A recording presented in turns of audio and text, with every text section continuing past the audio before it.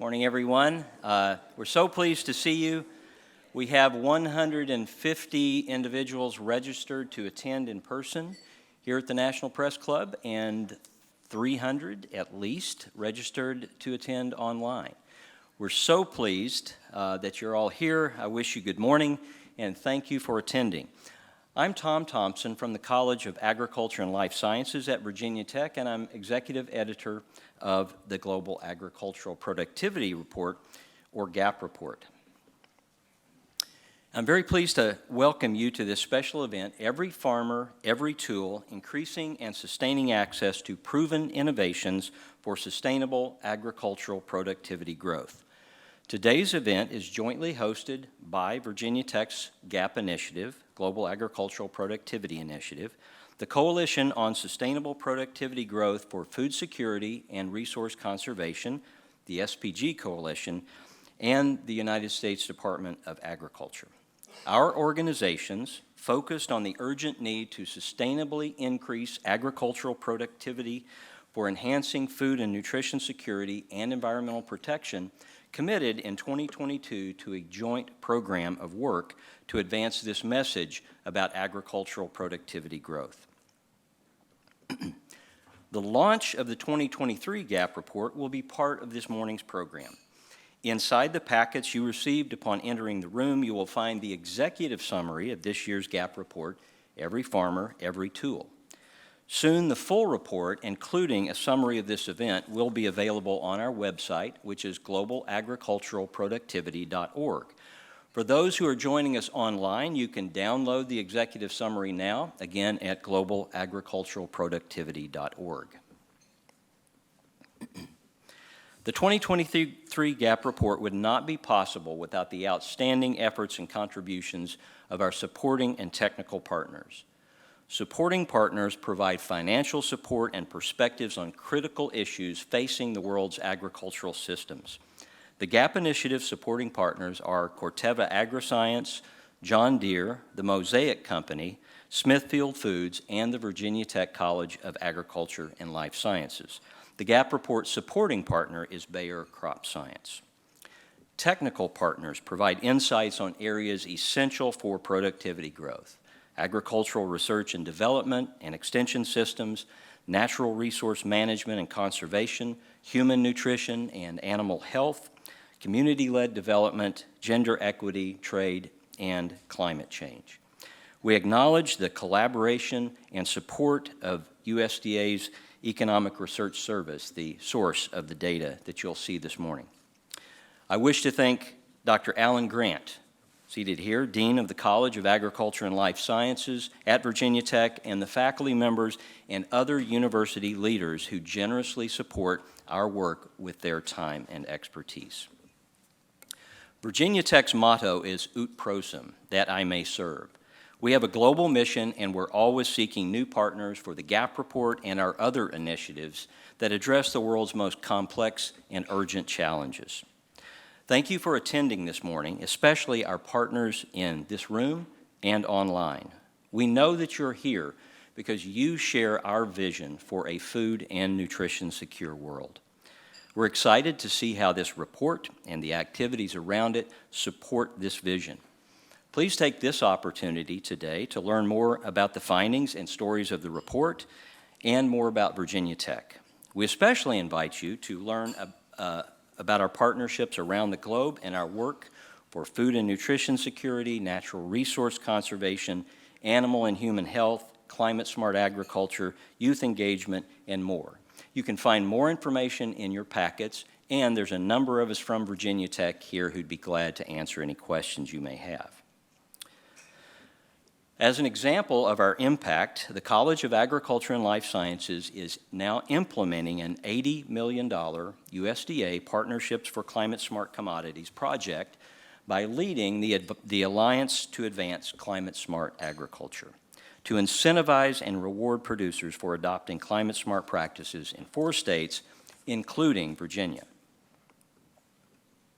It's now my pleasure to introduce Dr. Brady J. Deaton, who will set the stage for our discussion this morning. Dr. Deaton was Chancellor of the University of Missouri during 2004 to 2013, and now serves in emeritus status and as director of the Deaton Institute for University Leadership in International Development at Mizzou. He was appointed chair of BIFAD, the Board for International Food and Agricultural Development, by President Obama in 2011 and reappointed to a 4-year term in 2016. Growing up on a family farm in Kentucky and furthered by his participation in 4-H, he attended the University of Kentucky for a bachelor's degree in agricultural economics and a Master of Arts degree in diplomacy and international commerce. He received Master of Science and doctoral degrees in agricultural economics from the University of Wisconsin. He also served as a Peace Corps volunteer in Thailand, where he taught vocational agriculture in the Thai language. Dr. Deaton has served in faculty and administrative positions at the University of Tennessee, Virginia Tech, and the University of Missouri. He's received numerous awards, including 3 honorary degrees from universities in Thailand, Korea, and an honorary doctorate from the University of Kentucky. We're so pleased to have him here, Dr. Deaton.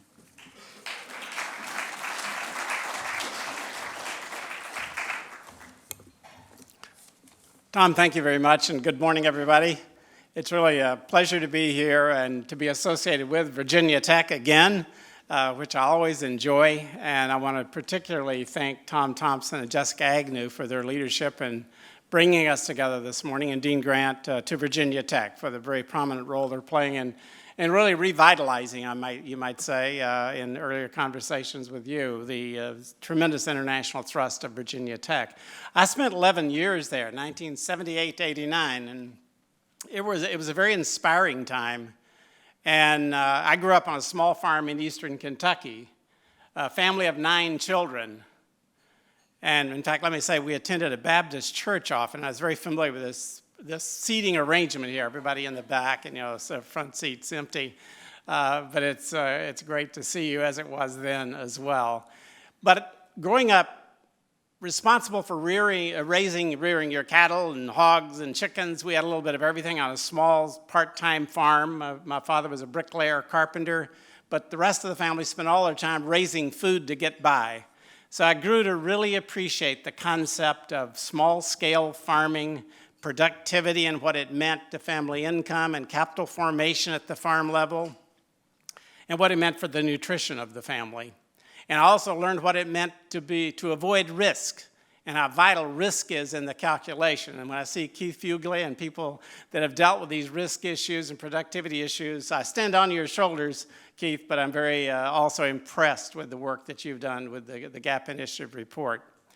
So it was very common when I was at Virginia Tech. I had a lot in common with the field work I did in Kenya, in the Rift Valley, and in Haiti, and in other parts of the world, where we were working with small-scale farmers who were confronting many of the issues that I had confronted in my own growing up period. So I felt very much at home wherever I was in the world at that time, and it meant a great deal to me, and has carried forward in the work I did at Missouri, with continuing research in various parts of the world, particularly Indonesia, where we were trying to integrate soybeans and livestock with rubber production, which was a great technological innovation at the time and proved to be extremely important in the development of that country. The work that you've done, and that Keith and Michael Carter and others have commented on, about the complexity of the environment in which we are seeking to achieve this total factor productivity growth rate of 1.91% now. I think this is all out there now. You're going to be addressing this the rest of the morning, and I'm very excited about working with you and listening to the discussion. But it requires a system, not just a measure of productivity. It requires a system of sustained interaction of forces that can keep that productivity rate growing between now and 2050.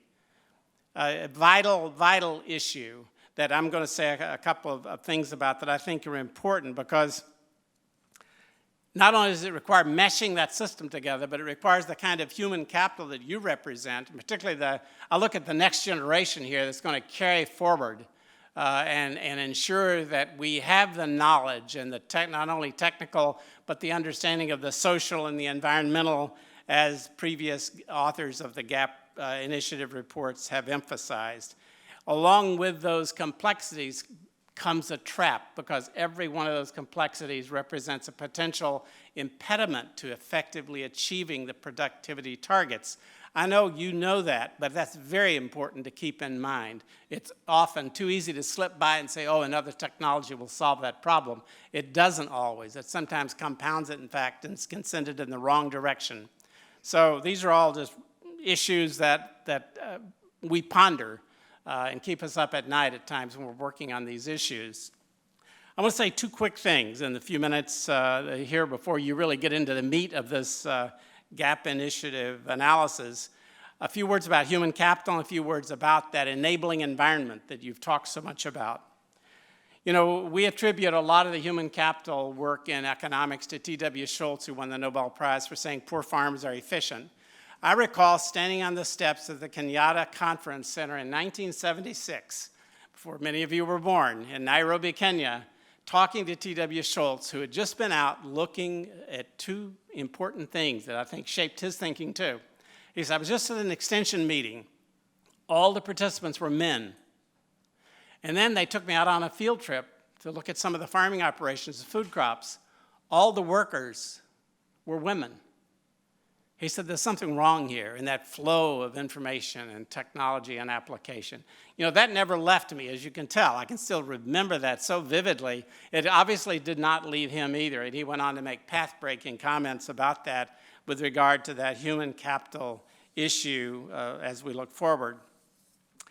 When I left the chancellor's role at Missouri, we began working on the Deaton Institute. Our board created that in my honor, I'm happy to say, and we began looking at the way in which our undergraduate education was developing at the University of Missouri. We created a Deaton Scholars Program that's ongoing. I spoke to them twice in the last couple of weeks. And in that program, we depend on experiential learning. We bring students from their sophomore year all the way through medical students, law students, professionals and graduate students of the university into small groups of 2 to 5 working together, peer mentoring each other about the complexities of the global issues and the domestic issues of extreme poverty and food security. I would argue that peer mentoring is very important, and you see sophomores and juniors sometimes mentoring medical students and law students. So there's learning we're missing in the way we're traditionally structured in a lot of our universities, and that's something I'm going to urge attention to in every aspect of what I say here this morning and what I do on a day-to-day basis. We need to reform. We need to look back at what John Dewey said about experiential learning. Over the last several years, I worked closely with the universities fighting world hunger, centered out of Auburn University, but engaging over 100 universities in the United States and abroad to talk about ways in which we could more effectively create an educational environment for the future. And I'm excited about the learning that has occurred during that process. Our students have developed just on projects on a semester basis. This is a one-semester program, semester after semester. Different students every semester. But they've done things like working with our mayor and local service agencies to secure food stamp approval in local farmers markets for some of the low-income people who were denied that access. So they made rule changes that are vital. Rule changes are important, of course, as we know, in every aspect of what we do. We had a telemedicine project students work with their colleagues in other parts of the world, or colleagues who may be tied with an NGO in another country. They developed a telemedicine project for diagnosing breastfeeding problems for women in villages that did not have access to health care. That's just 2 examples of dozens that I could reel off of very innovative, exciting things when students come from different disciplines and talk to each other, talk to development professionals and faculty, new ideas emerge. We call it transdisciplinary kind of learning. And we have urged that process to continue in many ways. And I think it's embedded in what I saw in the announcement anyway, of the recent NIFA-funded, National Institute of Food and Agriculture funded, it's USDA funding, of the new educational initiative led by North Carolina A&T with 8 universities. And it goes from the 5th grade through doctoral education, through the entire university. I mean, it's quite exciting. It's a huge project. I can't wait to talk to Harold Martin, my colleague on BIFAD when I was chair of BIFAD, and learn more about what's going on there. So I'm excited about these kinds of innovations in education. We ought to be working with other universities and other countries on these issues where productivity is lagging. We need to be helping raise up the human capital building process around the world. In the United States, I would argue strongly, as I argued on BIFAD, sometimes I thought to ears that might not have been listening, including some of my own colleagues at the university, to that argument, but it's something we really need to pay attention to. We've seen how powerful education is at the national level, and it goes on and on. I mean, not only the development of the land grant system here in the United States was powerful, but look at what's happened in India and China, investing heavily in education at a time when experts in my own education were arguing, oh, they're investing too much in education.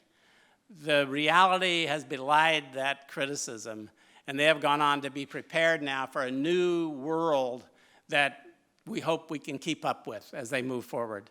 In recent research that's just come out, I'm interested in talking to some of you who have looked at this from the World Bank. It was just in The Economist magazine, showing that the rapid growth period of China in 1982 to 2015 was due more to the increases in education that occurred than perhaps any other factor.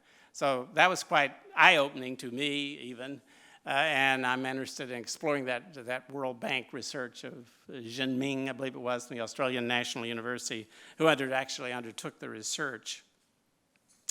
Okay, human capital feeds into all that we're doing, this next generation of thinking. And the next generation of thinking multiple times will be required to give attention to that enabling environment that you're talking about, that the GAP initiative addresses in so many ways to ensure that we have the kind of innovative and technological environment that is so vital. You know, you may be surprised that when, I'm speaking out of my BIFAD role here a moment, when I spoke with Paul Finley, one of the authors of the Title 12 Amendment to the Foreign Assistance Act of 1961, along with Hubert Humphrey. But Congressman Finley told me that when the Title 12 Amendment occurred, that created BIFAD in 1975, he actually thought we would resolve the world hunger problems in 25 years. And then I invited him to meet with BIFAD. In 2013, he met with our board, and then he allowed, is how it's taken a little more than 25 years, and in fact, a lot of networking and brainstorming, a lot more than he ever dreamed was possible. He had already served 8 years as BIFAD chair at that time after he left Congress, and knew how critical and complex that enabling environment is to keep productivity going, to feed the world, if you will. That is the challenge we all face as professionals in the agricultural area. When I became chair of BIFAD, I had just lived through a period of 15 to 20 years of establishing life sciences as the major thrust at the University of Missouri. And I knew how complex massive systems are. It requires attention not only to the architecture of a building, and Dean Grant, you will appreciate this more than most people in the room maybe, as well as the configuration of laboratories and the backgrounds of science and the nature of the way the scientist works with the graduate students. These are all factors that come together. And if you get it right, you can have productivity thrusts and jumps that you never dreamed of before. And we experienced that to an incredible degree. So I shared that experience with Rod Shaw in one of my early conversations with him. We were talking, he was talking about trying to move to a whole of government, get all of government involved in really supporting USAID, which let me say I strongly, of course, support and advocate. And I talked to him about that enabling environment, if you will, and the experience of life sciences at Missouri. He was considering then moving from the Cooperative Research Support Program, or CRISPs, to the innovation labs. You're all familiar with that, not an uncontroversial topic. But with a lot of networking and brainstorming, we got it done, and with BIFAD support, and there are now, I believe, 21 Feed the Future innovation labs with over 70 universities at home and abroad working on these initiatives. So I'd like to think that experience had a little bit to do with the success of those efforts and others that we have worked with. So, you know, from a United States perspective, there's been recent criticism of whether or not we're really trying to feed the world, and it's almost like that's a non-PC kind of statement to make today. I still am very much, you know, a child of the 50s and 60s, so of course we're involved in that, and we ought to feel pride in that as we have throughout history. And we have to rise to the challenge, and that rising to the challenge, such as the 2050 goal, productivity goal, is part of what we are all about today, and I commend you for what you have done. And just in some couple of concluding remarks on this, you'll recall that earlier this year we had the White House Conference on Hunger, Health, and Food Security, and Congressman Jim McGovern, it was the first time in 50 years we had had a White House conference like this, and Congressman Jim McGovern said, you know, food should unite us. And I would argue that food does unite us here, certainly. You're evidence of that, but it should in more ways around the world. And we have to do more than we've done in the past, and we're going to have to do it more carefully with more effective applications of human capital in creating the enabling environment to sustain this annual productivity growth rate of 1.91%. So I would like to have us think about a new kind of pulling together that whole of government that we talked about, along with what I urged my BIFAD colleagues at the time, why not a whole of university? Because I'd seen that it takes everything in the university to really get a job done on a major initiative. So if we had a whole of government, a whole of university, a whole of the private sector that's amply represented here today, and a whole of the foundation worlds, Gates, Rockefeller comes to mind, we could really get this job done, but it's going to take the interstices working in that enabling environment to ensure that that's possible. So as I looked at previous GAP initiative reports, I'm going to just conclude with two thoughts that I would urge you to think about that I saw not obvious in the past reports, but I think are germane to what I've just been saying. One of these is there were 6 key strategies that emerged from last year's report. I would add one, and that is increased educational investments at all levels. And then there was 5 action steps emerged from last year's conference. I would add a 6th. Advocate for additional education and human capital investment at all levels. Those don't seem to me to be beyond the stretch of a group like this. You would rise to what I see as a fantastic spirit of getting the job done. I think the GAP initiative, with the kind of leadership we have at Virginia Tech, is here to provide leadership to an initiative that really can turn the world around in this respect and maintain that system and keep those targets in place before all of us as we look toward 2050. So thank you all for this opportunity. It's fun. I love being with you. Thank you.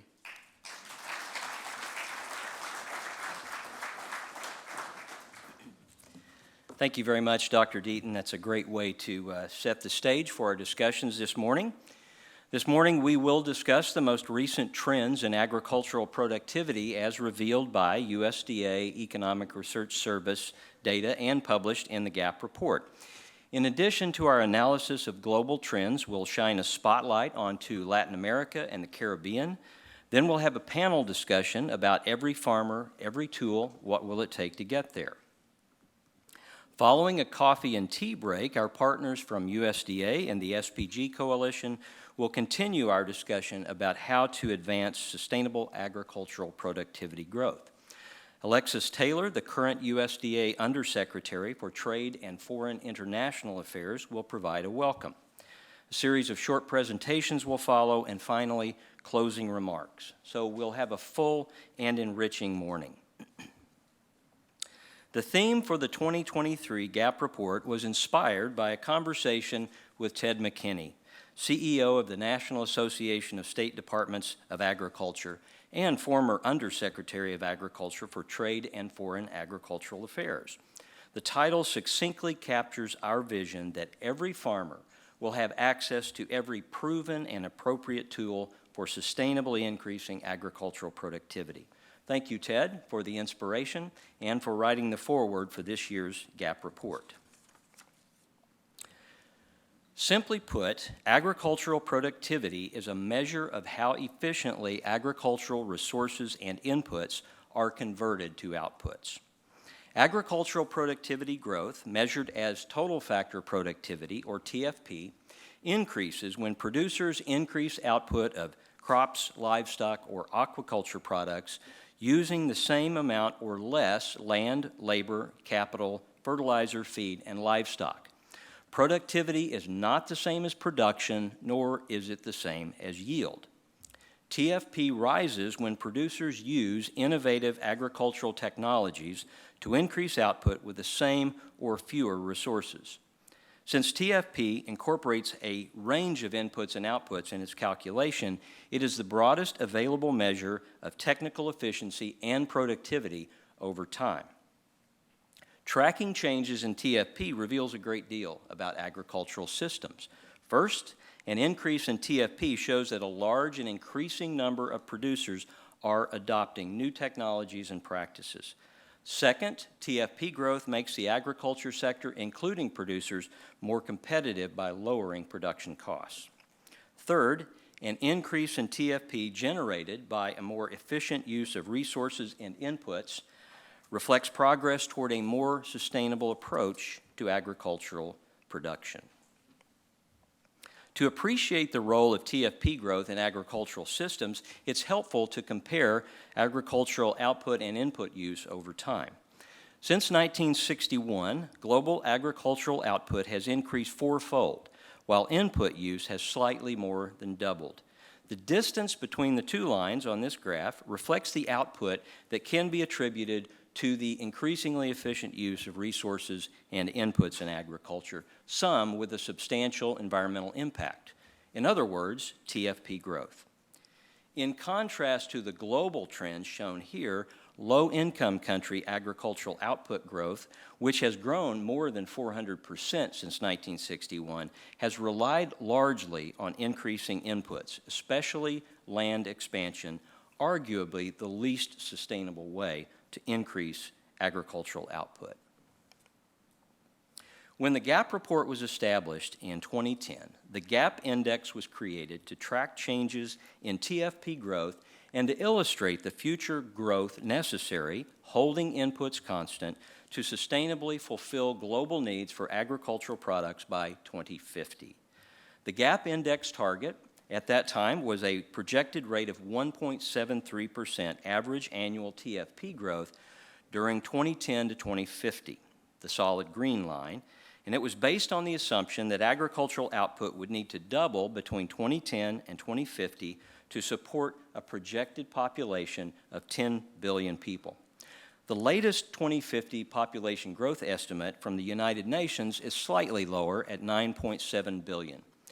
Nevertheless, we conclude that the need to double agricultural output between 2010 and 2050 is still valid.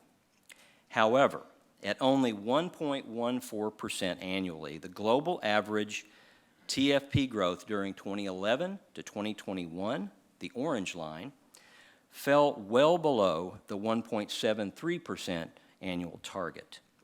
For comparison, global TFP growth averaged 1.93% annually during 2000 to 2010. Extrapolating the current trend through 2050, the orange dashed line, shows that we are on track to fall far below the TFP growth needed. Because of lagging TFP growth, it is now necessary to revise the GAP index target upward from 1.73 to 1.91% average annual growth from 2021 to 2050. And that's the dotted green line, in order to achieve sustainable production of agricultural needs by 2050. Therefore, we now have a steeper hill to climb, and if TFP continues to lag, the gap will further widen, making it increasingly difficult to close. Agricultural output can be increased by, first, increasing the amount of land in agriculture through conversion of grasslands, forests, and wetlands to agricultural production. Throughout most of human history, land expansion has driven agricultural output increases. We can also extend irrigation to cultivated lands or intensify use of inputs such as fertilizers to increase agricultural output. Each of these strategies can be appropriate in a given situation. However, increasing TFP holds out hope of a more sustainable way to increase production. Input intensification, such as the adoption of improved crop varieties, increased applications of fertilizers and crop protection products, and use of mechanization, was the most important driver of increased agricultural output during the 1960s and 70s. However, beginning in the 1980s, TFP growth became the leading contributor to agricultural output growth, and that continues to this day. During the 1990s and 2000s, global TFP growth averaged more than 1.73% annually, but unfortunately, during 2011 to 2021, average annual global TFP growth fell to 1.14%, ending 2 decades of robust growth and falling well below our gap index target. Compared to the 2000 to 2010 period, TFP growth declined by an average 43% during 2011 to 2021 across all country income groups. The previously robust TFP growth of middle-income countries declined sharply and is now below the new target 1.91% annual growth rate. TFP growth in upper middle-income countries declined by more than 50%, and low-income TFP growth continues to lag, as noted in the 2022 GAP report. Low TFP growth suggests that both the pace of innovation and the adoption of agricultural innovations are declining. During 2011 to 2021, South Asia and China were the only world regions that experienced strong TFP growth. TFP growth in South Asia was led by India and Pakistan. And increasing TFP in South Asia has been linked to technological change, including mechanization, labor reallocation, and adoption of information and communication technology to disseminate agricultural information. Strong TFP growth in China has been driven by mechanization and policies aimed at reversing unsustainable input intensification practices. Chinese government investments in agricultural R&D have no doubt played a role. China now spends more than twice as much on agricultural R&D as the United States. In sub-Saharan Africa, lagging TFP growth results from lack of technological change, low expenditures on agricultural R&D, limited advisory services, and climate change impacts. With constrained access to productivity-enhancing tools, farmers are expanding agricultural land into wildlands at an alarming rate. In sub-Saharan Africa, the conversion of lands to agricultural production was the highest seen since the 1980s, and average TFP growth was the lowest observed since the 1970s. During 2011 to 2021, more than 100 million hectares of land were converted to agricultural use across sub-Saharan Africa. Average TFP growth in the United States has dropped markedly from 1.49% annually during the 1990s to slightly negative during 2011 to 2021. Without a doubt, agricultural TFP growth must be revitalized in the United States. The Latin America and Caribbean region is one of the largest net food exporters globally, and in the decade up to 2015 was an outperforming region in terms of poverty and malnutrition reduction. However, climatic and economic disruptions have presented challenges, such as rising input prices, constrained ability to participate in global markets, and droughts. During the 60s and 70s, land newly converted to agricultural production was the major driver of agricultural output growth in the Latin America and Caribbean region. However, TFP growth was the second largest contributor during this period. Land expansion and TFP growth tapered off during the 1980s, and intensification of input use was the largest contributor to output growth. During 1991 to 2010, TFP growth was robust in the region, led by technological change that contributed the most to output growth. However, during 2011 to 2021, average TFP growth decreased by almost 70% compared to the previous decade. Currently, producers are once again relying primarily on input intensification to increase output, applying more inputs such as labor, fertilizer, and capital per hectare of land. The region, and indeed the world, benefited from strong TFP growth during the decades of the 1990s and 2000s. The sharp decrease in TFP growth since 2011 emphasizes the need for commitment to strengthen the enabling environment for productivity growth. We need to enhance the environment for productivity-enhancing tools, reduce barriers to adopting those tools, and find opportunities to reduce the impact of external forces and shocks to make innovations available to farmers at all scales of agriculture.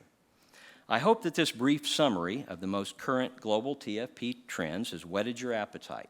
You'll find more data and analysis in the 2023 GAP Report Executive Summary, which you have, and the full 2023 GAP Report, which will be released soon. I'll now yield the podium to my colleague, Dr. Jessica Agnew, Associate Director of CALS Global at Virginia Tech and Managing Editor of the GAP Report, for concluding comments and to moderate our panel. Jess?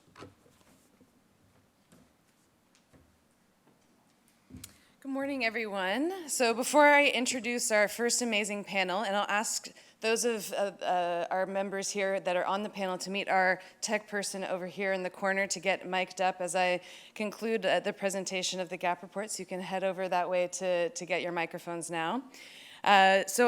Before I introduce them, I wanted to just take a brief moment to highlight a framework that we have developed to help triangulate policy, investment, and action that can help to increase every farmer's access to every tool and also the sustained adoption of these tools. So I think we're all very familiar in this room that even if we have the policies and the private sector engagement and the public research, development, and extension that we need to make productivity enhancing tools more available and affordable, there are still a lot of other factors that contribute to the sustained adoption of these tools required to reduce the productivity gap. So if you know a farmer, and I'm sure many of you are in this room either are one or know one very personally, you know that there are a lot of factors that go into the decision about whether or not to adopt productivity enhancing tools. Other factors like gender, socioeconomic status, the time it takes to get to your agro dealer, available information, risk preferences, economic and environmental conditions, and even color, like red versus green, might contribute to the decision to impact certain tools and whether or not you can sustain the adoption of those tools in the long term. So our panel today is going to help us unpack some of these dimensions that we have in our framework, and we are going to continue to refine this and develop it over time so we can identify the most impactful actions and investments that will help ensure every farmer has access and the ability to adopt every proven tool for productivity. So at the GAP Initiative, we have and will continue to advocate for 6 policy and investment priorities to help achieve this and to achieve sustainable agricultural productivity growth. And these are investing in public R&D and extension, embracing science-based and information technologies and expanding access for producers at all scales, improving infrastructure and market access to strengthen the value chain, cultivating partnerships to support food and nutrition security, expanding and rationalizing regional and global trade, and reducing food loss and waste. So this morning I'm going to welcome 5 amazing panelists to the stage to discuss what exactly it's going to take to achieve our vision of every farmer, every tool. So as they finish their final microphone setup over there, I'll start to introduce our panel. So first up, we will have Ruramisa Mashumba, who is a young farmer from Zimbabwe and the founder of Mnandi Africa, an organization that helps rural women combat poverty and malnutrition. She holds a BA in agricultural business management from the University of West England and a postgraduate diploma in management from Regent University in South Africa. She's also the regional lead for the Global Farmer Network for Africa and currently working on her MBA in Sustainable Food and Agriculture at the Royal Agricultural University in the UK. Paul Spencer is our next up panelist, and he joined Corteva AgriScience in January 2019.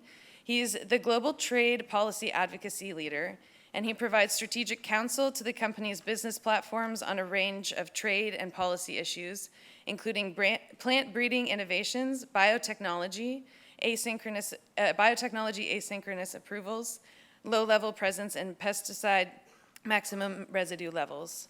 Paul holds an MBA in International Business from the Thunderbird School of Global Management and a degree in economics from Colorado State University. Next up, we have Deputy Assistant Secretary Tony Fernandez, who's the Deputy Assistant Secretary of State for Trade Policy and Negotiations in the Bureau of Economic and Business Affairs. After having served as Acting Deputy Assistant Secretary since August 21, he received this appointment. Prior to that, Tony was the Director of the Multilateral Trade Affairs Office in the Bureau of Economic and Business Affairs at the U.S. State Department. Tony joined the Foreign Service in 1997 and is a member of the Senior Foreign Service. He holds a BA from Boston College, a JD from the University of Minnesota School of Law, and a Master's in National Security Strategy from the National War College. Next up, we have Sergio Rivas with a background in international development, with a background in industry. Sergio began his career in international development 22 years ago and has a background in industrial engineering and economic development.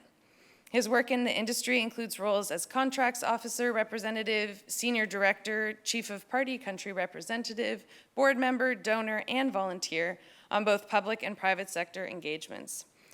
Sergio assumed the role of president of Tanager in 2022. And then last but certainly not least, we have Eugenia Saini, who is the Executive Secretary of the Regional Fund for Agricultural Technology, otherwise known as Fontagro. She leads the investment fund and a portfolio of 70 international operations related to science, technology, and innovation for the Latin America and Caribbean region. She's from Argentina and is an agronomist by training, and she holds a doctorate in agricultural sciences, specializing in total factor productivity. She's worked in the private and public sectors, both nationally and internationally, especially in multilateral banks. She was awarded a Fulbright scholarship at Cornell University, and more recently, the Abishire Inamori Leadership Academy Scholarship at the Center for Strategic and International Studies in Washington, D.C. So I wonder if I could, do you have a handheld microphone there that I can use? Wonderful. Okay, so is this on? Okay, thank you. So I'm going to start by first asking our panelists to just share their vision of every farmer, every tool, what it means for them, for the organizations they represent, and in their respective contexts. So please kick us off.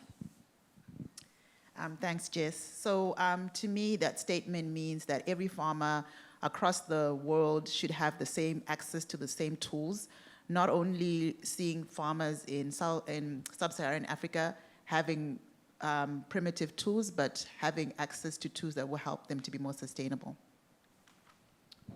Well, at Corteva, we work with farmers around the world every day. We're really trying to meet their needs, both locally and also relative to their scale.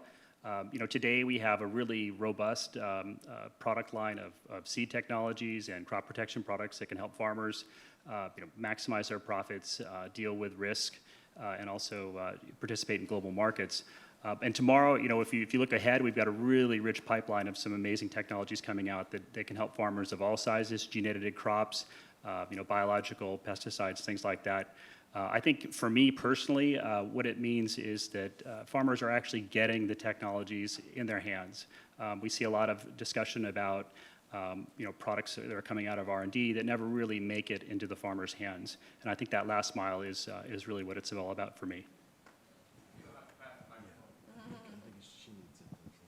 Okay, well first, thank you for the question. I also want to thank Virginia Tech, the U.S. Department of Agriculture, and the Sustainable Productivity Growth Coalition for the invite and to be here. So regarding the question from our perspective at the State Department, we believe all tools should be on the table to increase food security, enhance environmental sustainability. It's critically important for us to mitigate some of the challenges from climate change. We know farmers are committed to this. We're committed to them, that if they have more access to the tools and more education, they'll get the most out of that innovation. And I would just say as a bottom line, we support farmers' access so they can control their future. We believe they know that their future can be sustainable and also profitable. Thank you. Good morning again. You know, we automatically make this mental connection between tools or innovation with technology. So we tend to think about the every tool aspect of the phrase. In our work in Tanager and the ACD family, we think about the every farmer aspect of it. There's mounting evidence that are showing that women, for example, are marginalized in food systems. And considering that they are between 30 to 50% of primary agriculture producers, depending on which geography you're thinking, we're missing out in adoption, really. And we're missing out perhaps in some adaptations and feedback and suggestions that they may bring. So we're busy thinking of that. And for us, it means just navigating what are the incentives for every farmer to access these tools that are being developed. Thank you. Good morning, everyone. I agree with all my colleagues. I want to thank Tom and Jess for organizing this event and the GARP report launch. I also want to thank ICA and the ICA office, Margaret Ziegler here, for all the support that she brings to Fontagro, and also the IDB, the Inter-American Development Bank, which is also our sponsor. What we found in Fontagro is that we really need to work more with scientists and trying to go over the barriers that we have when working with farmers and the scientists at the same time. We mostly co-finance different projects that they are regional projects that brings scientists from different countries and disciplines. And we agree also on that we need to work more in the adoption. And for that, creating incentive programs for farmers, for scientists, and extensionists, I think is very, very important. Great, thank you all. You managed that brilliantly. We didn't coordinate this at all, but you hit the every farmer, every tool right down the line. That was wonderful. Thank you so much. So we're going to start with Buramiso. So you are a farmer. You have very intimate knowledge with all these topics that we're talking about. So from what you've seen in your work with the Global Farmer Network, what are some of the technologies or tools that you're seeing right now that offer producers, maybe especially in the sub-Saharan African context, the greatest opportunity to improve sustainable productivity growth? Thanks, Jess. So maybe let me just give a background. So in Zimbabwe, majority of the people are smallholder farmers. About 60% of our country are smallholder women farmers who mainly grow maize as a staple crop that we need to eat every day. So maize is very important, but over the past few years, we have seen productivity drop. So we actually need more land in Zimbabwe to produce less than we produced a few years ago, actually, even when my grandmother was here, was still alive. So mainly the contribution to some of those challenges that we are facing, and as a farmer that I've seen on the ground, is due to climate change. So climate change has made farming very, very difficult in Zimbabwe and very unpredictable. And also there's also a lot of increase in pest pressure that we're seeing. When I started farming, which is not so long ago, 10 years ago actually, I didn't know of fall armyworm, but now we experience it every single year, and sometimes up to 3 times a season. So we have to spray. So we're using lots of chemicals to spray for fall armyworm. So some of the methods that I've seen that could help farmers in Zimbabwe is the use of conservation agriculture, which we call it in Zimbabwe, a practice where we are not disturbing soil, and a lot of farmers around the world are using it. But you find that those access to those tools are not readily available for the smallholder farmers. And a lot of organizations that are working and partnering with farmers see farmers as primitive and that they should use primitive methods. So you find that there's a lot of funding that goes into ox drone equipment or very basic equipment, which is not really achieving the results. And very few training is going into farmers understanding climate change and how they can mitigate or adapt to some of those challenges. So those are some of the things that I am seeing in Zimbabwe currently.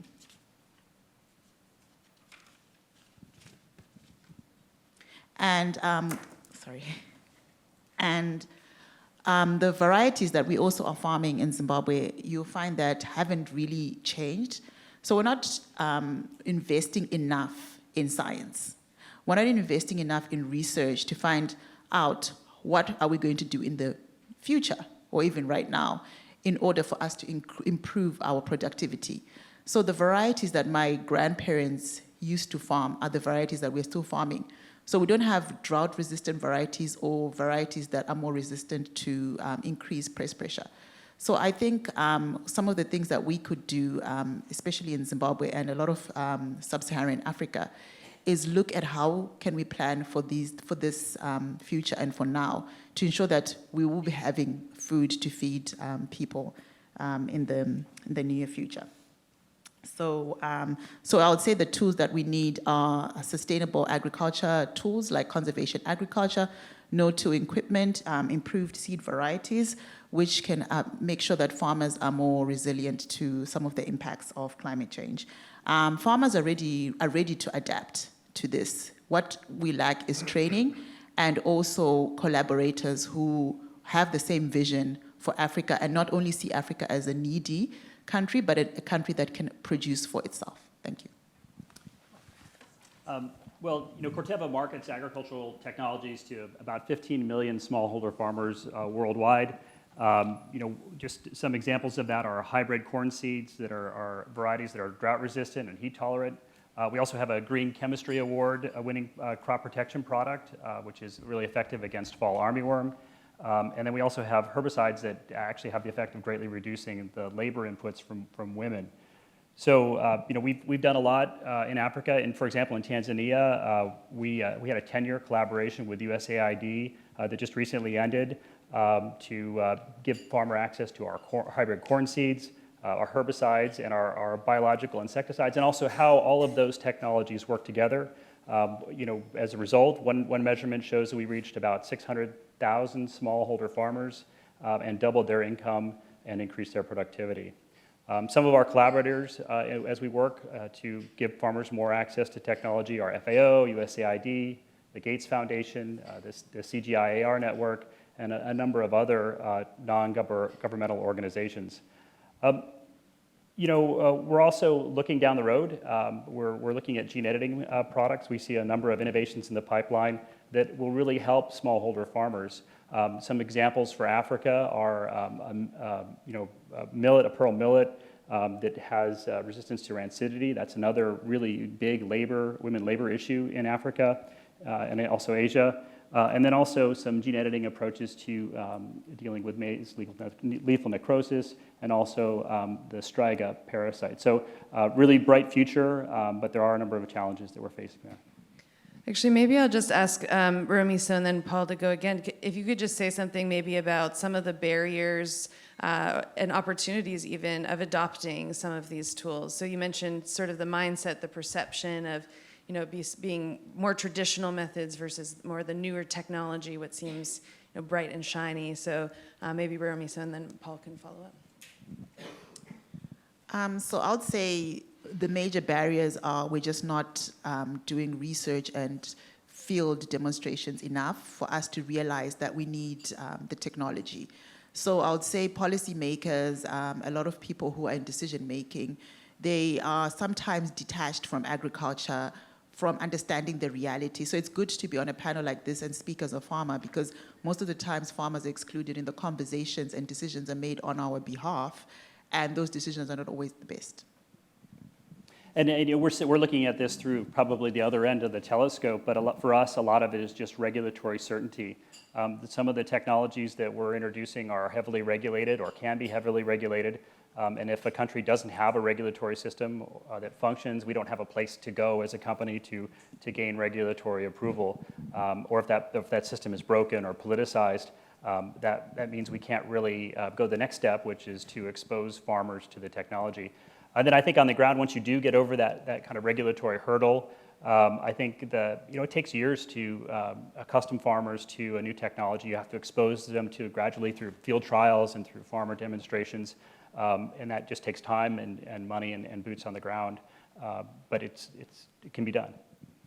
So I think that's the perfect transition to Diaz Fernandez. Maybe you could say a little bit something about how the State Department is working alongside other US government agencies, the private sector, and other governments around the world to tackle some of these regulatory issues and really support the innovation pipeline. Sure. So let me first say that biotechnology is vital for food security and dealing with climate change. One of the other areas I work a lot on at the State Department is semiconductors. I wanted to bring up my iPhone. And so, hopefully, okay, there you go. My iPhone, because the amount of technology in the iPhone, we have as much or more in a seed. And that's a good example, I think, for a lot of folks of like, when we talk about what do you mean biotechnology and how does this affect folks think of phones, but not necessarily a seed. Although I think this audience understands that better than most. So one mechanism at the State Department we have to help with some of these issues about reaching farmers and regulation issues is that we have embassies all around the world, and we have a special fund that my team manages to reach out to those farmers and policymakers in those countries to talk about biotechnology and to hopefully speed both the accessibility and the adoption of biotechnology. And so I'll just note a few examples. So this year in France, we hosted an event with the French on genome editing and trying to again, dispel misinformation and trying to support that there. In 2022 in Kenya, we feel our advocacy on GE products helped lift the ban that Kenya had in place on GE products. And so that was what we thought was a great success there. In Rome last year, we were able to host representatives from Italy, Greece, Serbia, Croatia, Ghana, Nigeria, and Mozambique to, again, talk about misinformation and basically combat misinformation on biotechnology. That was important. And also, we have another example of our funds being used in Nigeria for workshops on biotechnology on cowpea. So we feel that we're out there in many different places trying to affect that access and also the policies that are on the ground. You may be familiar with the Vision for Adaptive Crops and Soils that the State Department launched through our special envoy Fowler in February of this year in partnership with the African Union. In July, the U.S. government pledged $100 million to that effort. And just in September at the UN General Assembly, we held a donor meeting to get other countries to also help support that effort. As noted, this issue of regulation is really important, and so our folks on the ground in many countries are trying to push and advocate for foreign regulations that are flexible and speed up the process of adoption. I know we talked to quite a few folks in the private sector. Paul is one of them, Corteva. We've talked about Mexican corn and also some of the issues in regulation in China with Paul and his team. And so it's really critical for us to be latched with the private sector to better understand what's going on. And just lastly, we're committed to access for innovation. Wonderful, thank you. Is there any other type of priorities in particular that you're looking at for reducing barriers, other than what you've mentioned around biotech, or is there anything else the State Department's working on in terms of productivity enhancing tools? Well, we hope that our efforts are leading to some progress. I try to give a couple of examples. it's our private sector colleagues who really bring to our attention some of these challenges, and so I would say there's quite a few out there. So I don't want to go too deep into it, but there's a lot more work to be done for sure. Wonderful. The concept of feedback and making sure we're getting feedback from the farmers is really coming to light as an important theme. So maybe to go to Sergio then, so how do implementing organizations like Tanager then play a key role in these agricultural knowledge and innovation systems, getting that feedback maybe, and reaching that every farmer, as you mentioned in your opening remarks? Right, thank you. We're an action-oriented organization, and much like technology requires a lot of R&D, what we do is we work with farmers and local organizations in Africa, Asia, Latin America, in developing, complementing, and supplementing socioeconomic tools that will help break some of these invisible barriers related to social norms or traditions or practices that are preventing farmers from accessing and incorporating these innovations and tools, and especially our favorite topic, preventing women from accessing innovations and tools. And we do this in order to transfer this knowledge to local organizations, those who are at the forefront, the first line of service provision, giving seeds to farmers, giving financing, giving technical assistance, and whatnot. Let me just give you an example. In Africa, we work with AATF, the African Agricultural Technology Foundation. This is a large organization, very influential.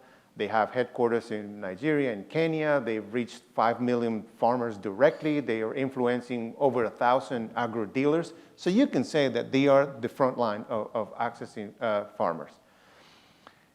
They have this special initiative called AgriDrive. This is a social enterprise providing mechanization for farmers. So we conducted, and they provide mechanization in 5 countries. We conducted a study in southwest Nigeria with cassava growers.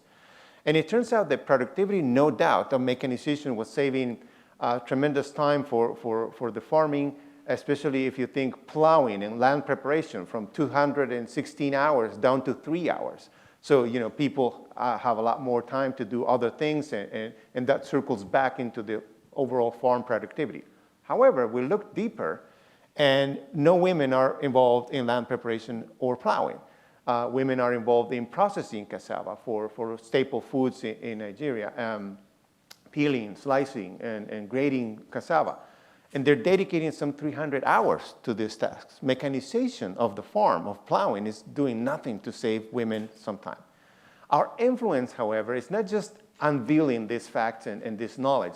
It's working with the likes of AgriDrive, and they're making considerable investments today, acquiring new technology from Asia to mechanize portions of the cassava processing, right? So it's this kind of transferring of knowledge, giving a voice, like you were saying, giving a voice to farmers, what's happening, and then transferring that into practicable, doable and affordable new tools that are breaking these social barriers. That's such an interesting point around productivity, is who is actually reaping the benefits of productivity, and making sure we're collecting data and information so that we understand that as we're trying to make these tools more accessible. So what is the role then of the collaboration between private, public, and civil sector? From Tanager's experience, you touched on it a little bit. Where we drive a little deeper, do you have a call to action for us on collaboration? For sure. Look, all of these sectors are important. Our experience, the ACD Avoca family has turned just 60 years old now. Our experience over 6 decades dictates that all these sectors are always present. The fact is that the communication is broken at some point. So we analyze this. As I said, we're an action-oriented type of organization. We work with farmers. We try to disseminate these tools. We adapt them, and we just learn more around these issues. But we're seeing that there are misplaced incentives sometimes. There are missing actors in one of these sectors. So we analyze what are the factors that would incentivize a missing actor from acting in this, from translating tools to action, from translating productivity to markets, from translating financing, accessing the farmers and whatnot. And our role primarily is to be the facilitators of these relationships.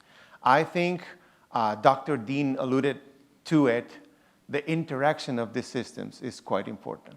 The open, transparent, and equal interaction of all these sectors, all these systems, in order to have really the productivity growth that we desire. Wonderful, thank you. So, as you all know, we are featuring Latin America in this year's report, and so I wanted to have the final voice be Dr. Saini, who does a really incredible work with Fontagro. So could you just talk a little bit more about the research piece? So we've heard a lot about on the ground, but what's the role of the applied research in developing these proven tools and that are appropriate for different types of production environments and for scales of producers? Well, sure. The good news is that we are, from the research that we have done with Dr. Fugli, above the 1% TSP, but we still have to do a lot of work. From Fontagro, what we think is important is to help and facilitate the creation of partnerships among the public and the private sector that gather scientists, farmers, and other actors, as Sergio was mentioned. Sometimes, in order to facilitate all the process and help the farmer to adopt a specific technology, we need all the actors working together. So this is what we do. And after 25 years and after 200 international initiatives, we learned that promoting this kind of new frameworks for research and development is very important. And it's important for innovation.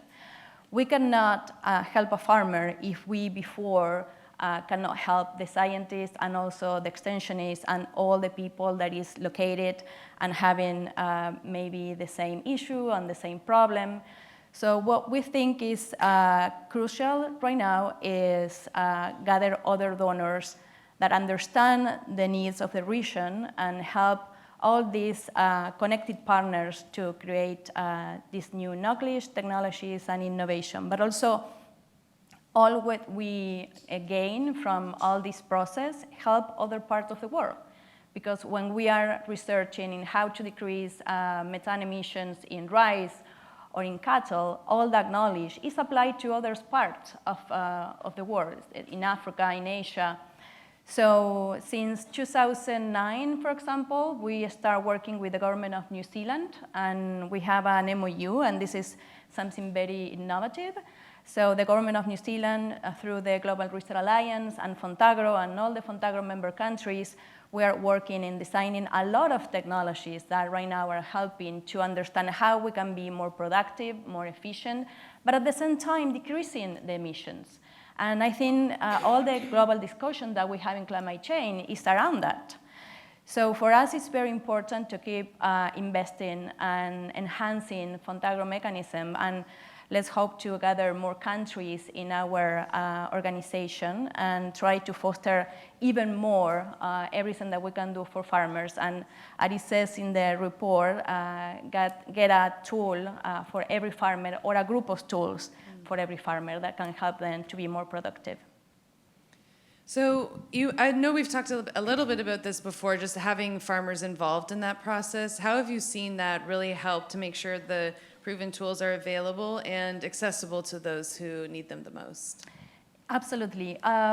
When we are designing an initiative, we work with the scientists, and also we ask them to include farmer organizations and any kind of farmers that they understand that is going to be the beneficiary of the research and the development.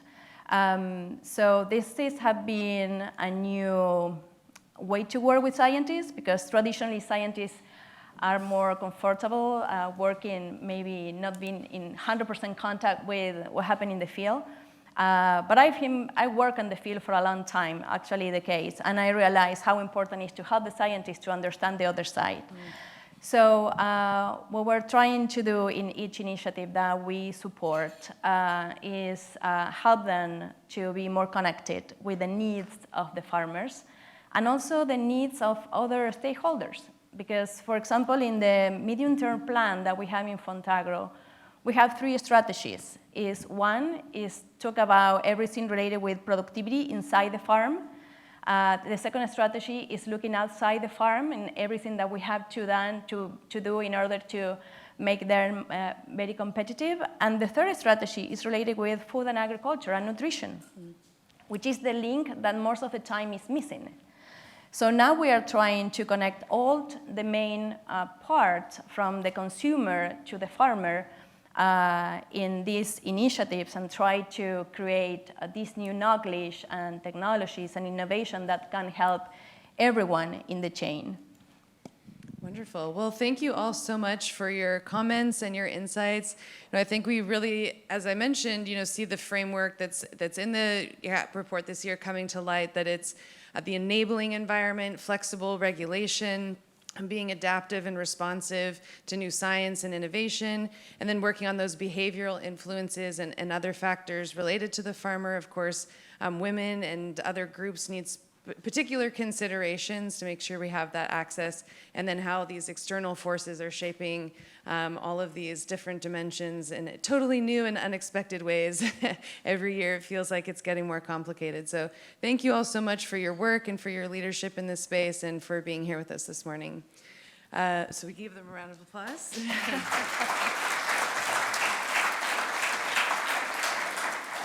So now we'll just take a brief break. So you're welcome to ask any of our panelists any questions, I hope. I've now volunteered them for this role.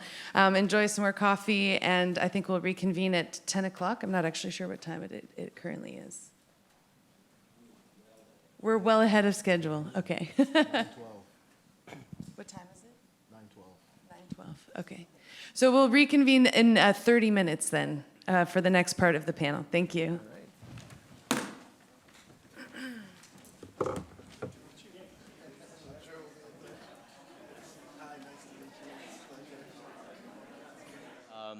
Thanks, everybody, for sticking around and being ready to enjoy the next part of our program. We are a bit ahead of schedule, but I think that we'll be able to smoothly transition here in just a few moments to the part of the program that the SPG Coalition has put together. And so excited for that, and understand the Undersecretary is on her way, and we'll be stepping to the podium momentarily. I ask you to take a look at the screen, if you would. Some exciting things are going on at the GAP initiative at Virginia Tech. We're growing. We're going to grow our team. We're looking for 2 individuals who want to work with us on educating, advocating, and collaborating for sustainable agricultural productivity growth. And these are 2 positions. One is we're calling our research lead, someone who understands TFP from the technical side and can help us deepen our analysis, deepen our collaboration with the USDA ERS, who collates this data that we use in the GAP report, and can help us connect more dots, really. How does TFP growth impact environmental quality? How does it impact human health and well-being? And other things like that. So there's the GAP research lead, and then there's the GAP communications manager. So how do we get that message out as efficiently as possible? Jessica and I work hard on the GAP report, but we need help. So these are 2 positions. If you're interested or know someone who might be interested, refer them to me or refer them to Jessica Agnew. These positions can be based either in our beautiful home campus of Blacksburg, Virginia, or in the greater Washington, D.C. area. So we're really excited about that. This also gives me an opportunity to say a little bit more about the GAP initiative. You've heard both the GAP report and the GAP initiative. The GAP report is the heart of what we call the GAP initiative. The GAP initiative is that broader range of efforts that we undertake with our partners to spread the word about agricultural productivity growth and how that relates to a sustainable future for all of us. For example, just within the past few months and looking a few months forward, either we or our partners, or both, will be carrying the message of the GAP report to Tanzania, to the, we've already done that, the African Food Systems Forum there in Tanzania. this event to a special Latin American GAP launch in Panama in November, at COP28, at the Global Forum for Food and Agriculture in Berlin in January, in Guadalajara, Mexico next month, and there's others I'm probably not, well, in Rome at the Science and Innovation Forum. It's so exciting that through the GAP initiative we get to carry this message forward, and we rely on our partners to help with that. And so many of you partner with us. If we're not partners and you'd like to talk to us about that, please stop us after the event. For the benefit of, especially of our online listeners, I'd like to share the key.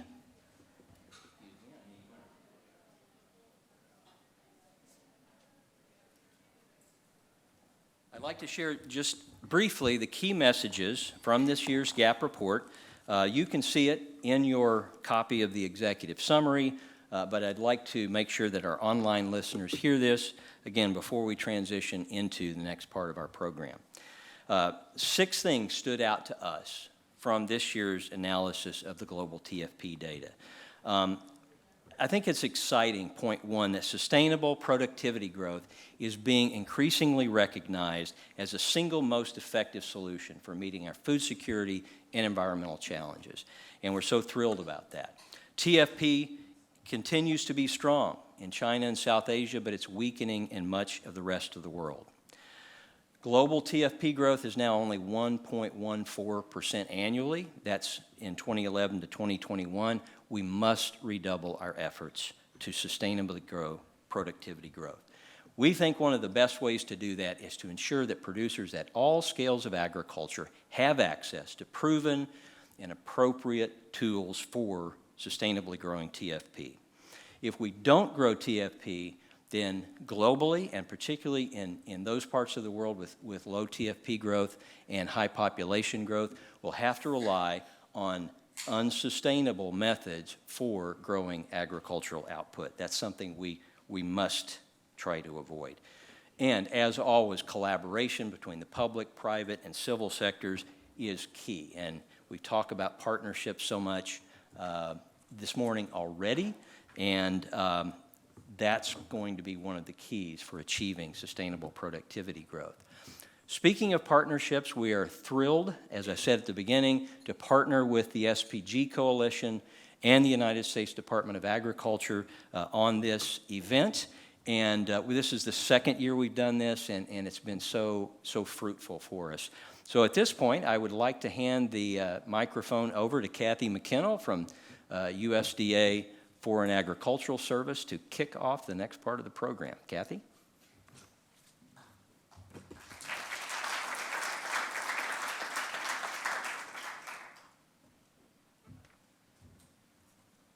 Well, good morning. Welcome to everyone here at the National Press Club in Washington, and those of you online. Glad to have you here with us. I'm Kathy McKinnell, a Senior Policy Advisor in USDA's Foreign Agricultural Service, and I serve as co-chair of the Coalition on Sustainable Productivity Growth for Food Security and Resource Conservation with my colleague, Elise Golan. I wish to acknowledge today's collaboration with Virginia Tech's GAP initiative and with the many Sustainable Productivity Growth, or SPG, coalition members that are here with us today. I give a special warm welcome to those of you that are here in person. And it's now my honor to introduce our keynote speaker, USDA's Undersecretary of Agriculture for Trade and Foreign Agricultural Affairs, Alexis Taylor. In this role, Undersecretary Taylor is responsible for overseeing trade policy, international food security, capacity building, and international food safety standards development. Undersecretary Taylor is a graduate of Iowa State University and a native of Iowa, growing up on her family farm that has been in the family for 160 years. Undersecretary Taylor is truly a public servant and at her core, and served in the Army from a young age and was deployed to Iraq while in college. Undersecretary Taylor has staffed many offices on congressional offices and has extensive experience working on various farm bills. Prior to her position here at USDA, Undersecretary Taylor served as Director of the Oregon Department of Agriculture from 2017 to 2022. So please join me in welcoming Undersecretary Taylor to the conference.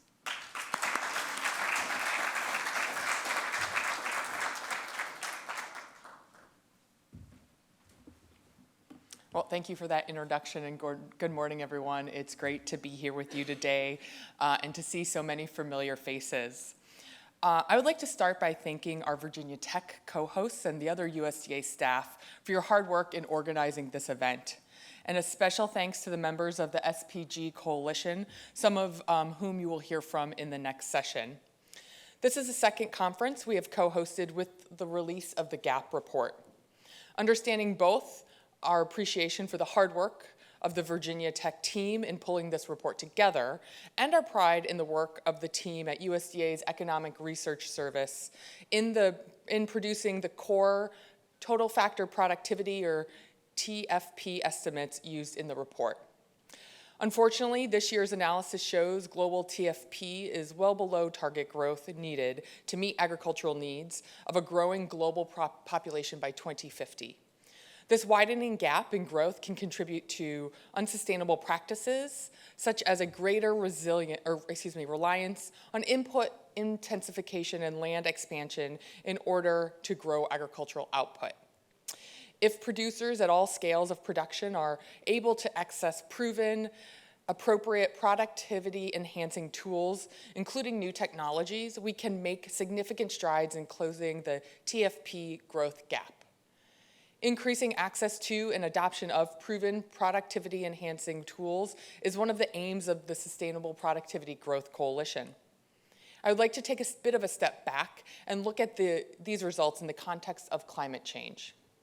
Like many of you in this room at USDA, we are gearing up for COP28, which will include a stronger focus on agricultural and food systems than previous COPs. As stated by Minister Al-Mahari of Climate Change and Environment in the UAE, the COP28 presidency aims to ignite a significant shift, positioning food systems transformation at the heart of the agenda. Agricultural productivity growth is a critical element of igniting that shift for a couple of reasons. First, research, including from last year's GAP report, is sounding the alarm on the impact of climate change on agricultural productivity growth. A 2021 report published in Nature Climate Change found that global agricultural productivity growth on average is 21% lower than it would have been without climate change, 21%. That is equivalent to 7 years of lost farm productivity advances since 1960. And those suffering only 21% decreases can consider themselves the lucky ones.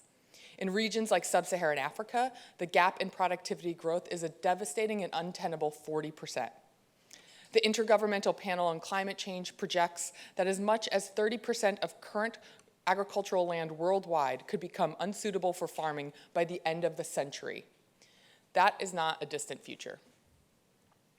An agenda focused on climate change and agricultural food systems transformation, as promised at COP28, must also focus on impacts that climate change is having on agricultural productivity. The second reason such an agenda must focus on agricultural productivity growth is the fact that agricultural productivity growth is critical for meeting our climate goals, while simultaneously meeting the food needs of the current and future populations. In developing economies, agricultural productivity growth is still one of the most powerful, if not most powerful, engine of poverty alleviation and improved food security and nutrition security. According to a 2019 World Bank report, 2/3 of the global extreme poor earn their livelihood in farming, and productivity growth in agriculture has the largest impact of any sector on poverty reduction. And agricultural productivity growth is a powerful engine for resource conservation and climate change mitigation. This conclusion is reflected in a wide range of studies. For example, a 2019 World Resources Institute study concluded that if today's level of production efficiency were to remain constant through 2050, then feeding the planet would entail clearing most of the world's remaining forests, wiping out thousands more species and releasing enough greenhouse gas emissions to exceed the warming targets enshrined in the Paris Agreement, even if emissions from all other human activities were entirely eliminated. Reflecting the importance of agricultural productivity for food security and climate change mitigation, the OECD and FAO Agricultural Outlook through 2031 estimates that to achieve zero hunger target while keeping agricultural emissions on track to reach the Paris Agreement targets, average global agricultural productivity would need to be increased by 28% over the next decade. So how do we get there? Through science and innovation, and through public-private partnerships that foster development and adoption of new technologies and new ways of growing agricultural productivity, conserving our natural resources, enhancing farmer and farm worker well-being, and putting safe, affordable food on tables around the world. At USDA, we're investing in this in a big way, in such collaborative efforts, including partnerships for climate-smart commodities, which Secretary Vilsack launched last year.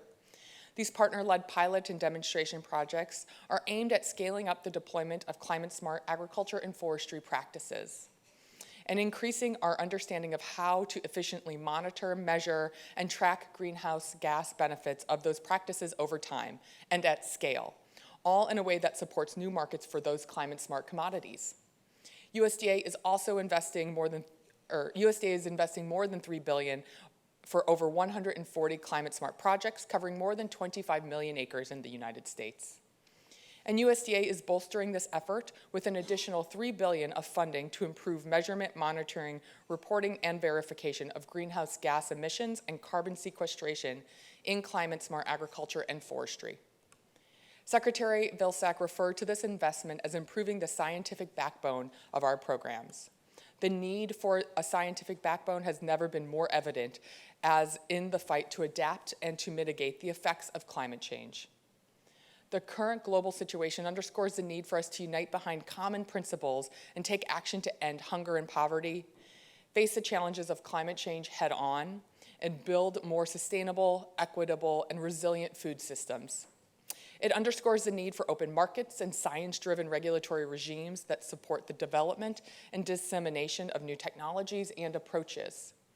While we are fortunate to have massive tools at our disposal, no single nation or organization is going to be able to single-handedly pivot the direction of climate change alone. That's why your work here is so important. We must come together in support of science-based, data-driven decision-making. Only by leveraging science and technology, including biotechnology, can we provide our farmers, fishers, and foresters with the tools they need to improve productivity, sustainability, and resilience.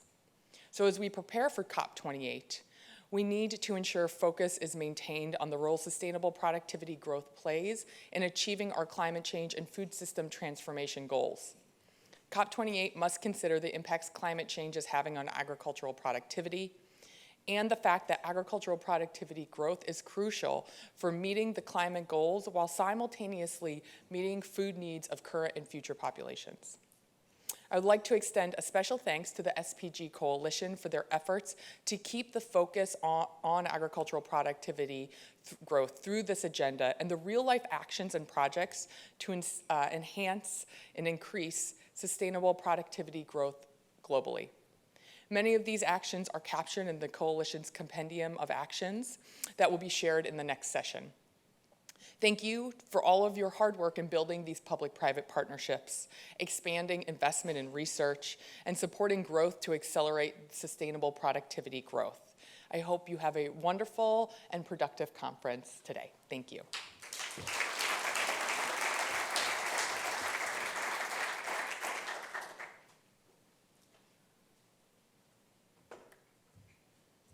Thank you, Undersecretary Taylor, for those really inspiring words and for taking time out of your extremely busy schedule to join us here today. It really helps to underscore the importance of productivity growth to the department and to our goals of feeding the world and conserving resources and battling climate change. So I am Elise Golan. I'm the Director for Sustainable Development at the Department of Agriculture, and it's my great pleasure to be able to moderate this next session of lightning talks by the SPG Coalition members. Now, the SPG Coalition, I know you've heard a lot about it today. Just remind you, it's a voluntary coalition composed of almost 120 members now, including members from national governments, private sector organizations, academic research institutions, and foundations. The coalition was launched as part of the UN Food Systems Summit in 2021. And the objective of this coalition is to accelerate this transition to more sustainable food systems through a holistic approach to productivity growth. I really encourage you to find out more about the coalition. There's postcards on the tables out here. We have a great website. You can come and look at it. And we welcome more members, so please feel free to contact either me or Kathy about membership. So in today's session of lightning talks, we'll hear about the SPG Coalition projects that aim to increase productivity growth and address climate change. As Undersecretary Taylor just mentioned, and as a lot of you already know in the room, the COP28 will have a particular focus on agriculture and food systems. So as we start thinking about how we're going to talk about agriculture and food systems in the context of climate change, it's very important that we lay the foundation about the importance of productivity growth for helping to mitigate and adapt to climate change. So that's why we're having this great panel of lightning talks from SPG Coalition members who are going to come on stage now and take their seats up here. Like you can just see the herd of people just coming up here, jumping with joy to come up and sit on the stage. And they're going to help illustrate the importance of productivity growth and also just actual real-life examples of productivity growth mitigating climate change or adapting. And now I know that it looks odd for me to have my phone here, but I'm going to keep it so I can keep better time because I don't think the clock back here is working. So I want to make sure that this lightning round stays lightning, but not too lightning. So it's my great pleasure to introduce our first speaker, Sahara Chapotin, who serves as the Executive Director of the Foundation for Food and Agricultural Research. Sahara is a plant scientist and an advocate for using science to inform policy and advance agricultural research. Previous to joining FAR, she held positions at USDA and USAID. She also had one of the most beautiful jobs in Washington. She served as the executive director of the U.S. Botanical Garden. So welcome today. Today, Sahara will be speaking about public-private partnerships for innovative research to increase sustainable agricultural productivity growth and mitigate climate change. Welcome. Thank you. Thank you so much, and I think you know how much I love agriculture if I decided to leave the most beautiful place in Washington, but I couldn't resist the opportunity to join FAR just over a year now and work to build public-private partnerships. Great, so I'm going to speak a little bit about FAR. We are really thrilled to be members of the SPG Coalition. I'm going to give you a little bit of an overview of what we do and some of the projects we are funding that are working to advance productivity, sustainability, and reduce emissions. FAR was established in 2014 out of the Farm Bill, really in response to the declining investment in public agriculture research, and we were given the mandate of addressing today's, then's food and agriculture challenges by forming partnerships between public and private entities to support groundbreaking, innovative food and agriculture research. We make awards in 4 ways. We have traditional competitive grants, we do direct awards, we also fund prizes and consortia. And our consortia are pretty exciting because this is where we bring together many different private players, sometimes along the value chain from the science company all the way to the retailer, as in our Greener Cattle Initiative, which does research to reduce methane emissions in cattle. Sometimes we bring together competitors. For example, Crops of the Future brings together many different seed companies to fund groundbreaking research in developing new crop varieties. Through these consortia, we help to de-risk that investment for private players who would not normally have a chance to perhaps collaborate with their competitors or to work all up and down the value chain, and we bring them together to co-fund that research. FAR to date We've been in existence only since 2014. Our first grants went out the door in 2016, but we've quickly hit our stride. We've awarded over 350 grants. We've surpassed the requirement from Congress that we match every dollar that we receive through the Farm Bill with at least $1 in non-federal funding. We've surpassed that requirement and achieved a matching ratio of $1.40, something we're very proud of. And to date, we've awarded over $688 million in research awards so far. Just a sample of the many partners that come together to co-fund this research with us. You see everything from private companies to commodity groups, farmer associations, environmental organizations, retailers, food companies, pretty much everybody is there. And we also work with other country governments, for example, and partners around the world. FAR has made significant investments in addressing climate change. Our research spans from reducing methane emissions, as I mentioned, in cattle, to building the to developing new crop and animal varieties with enhanced resilience to climate change, and thinking about all up and down the many inputs and that we need in the agricultural system, fertilizer, for example, enhancing soil resilience, and also really thinking about how you can connect farmers into the research enterprise and ensuring that your research is delivering the tools that farmers need. The theme, of course, for this conference is that every farmer, every tool, every farmer. It works both ways. And I think FAR is really at the heart of that, producing not just tools, widgets, but really thinking about all the many tools and approaches that a farmer needs to make decisions about what they grow in their farm, when they grow it, how and how they can maximize their productivity and profitability while reducing the environmental impact of their operation. So all the many tools that farmers need to do that, that's where FAR is working. We have our signature climate change initiative, Ag Mission, with founding partners of McDonald's, PepsiCo, and the Nature Conservancy. I love that this consortium was able to bring together those very different players in the agricultural ecosystem to co-fund research. And in the last year, we went through a research prioritization exercise and really came up with some areas that they will be focusing on as they develop new partnerships in this space, really thinking about the intersection of climate adaptation and mitigation. Again, bringing in the farmer perspective, that's what Ag Mission does. It co-designs research with farmers and looking at some under-researched areas, agroforestry and pasture and grazing lands, and then the social science research that's needed in order to ensure that those research investments will reach farmers. Now I'm just going to share a few highlights on some projects that we have been funding to date that are in the space of productivity and reducing greenhouse gas emissions. Our project on pig survivability, funded with the National Pork Board, is funding research and extension efforts around reducing mortality throughout the life cycle of swine production facilities, and often working in the field with farmers on their facilities, looking at the different ways that you can reduce that mortality. And the project has had some great findings already.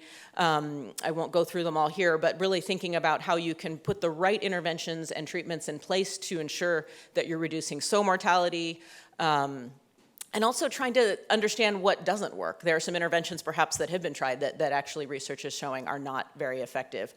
And this project now is at the stage of disseminating research findings through extension and training efforts. But when you think about the life cycle of a swine operation, if you can reduce mortality along the way, you're obviously increasing productivity.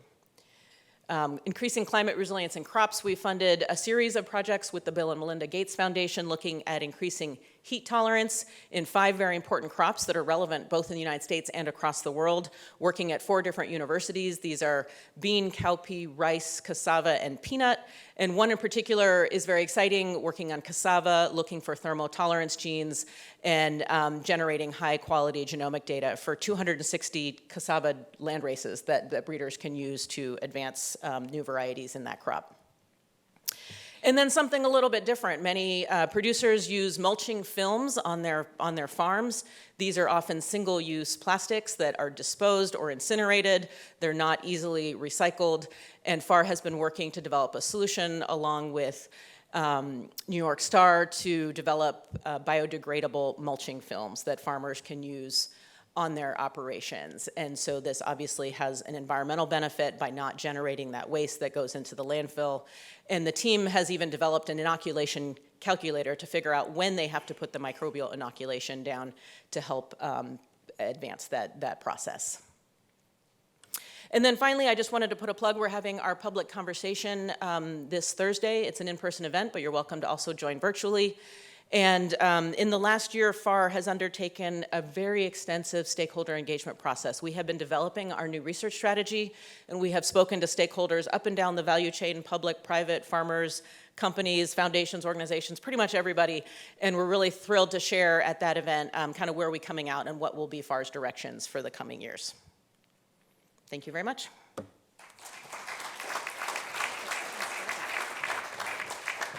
Well, thank you. That was really a wonderful and quite a tour de force, going through so much material, interesting material in such a quick time. I would say that from when I look at FAR, first of all, I love to look at their website. There's just amazing number of interesting projects up there. But also I think when we hear a lot now about the importance of co-creation of knowledge. The fact that we work with farmers, we work with producers, we work all up and down the value chain to identify problems and then come together to create knowledge solutions that respond to the needs of everyone along the value chain. So this co-creation of knowledge is so important, and I think FAR is one of the best illustrations of that happening across a lot of different projects. So thank you. It's been wonderful to hear you.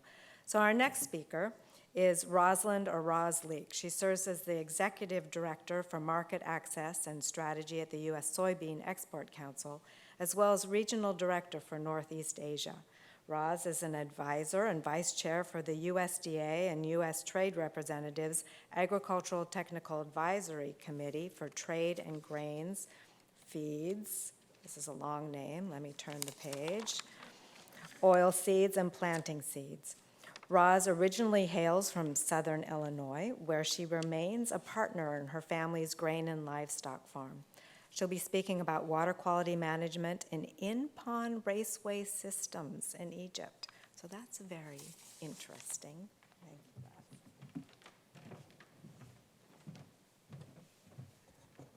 Well, good morning, everyone. Thank you, Elise. Yes, that GFOPS, that is quite the name that USDA has given us for that committee.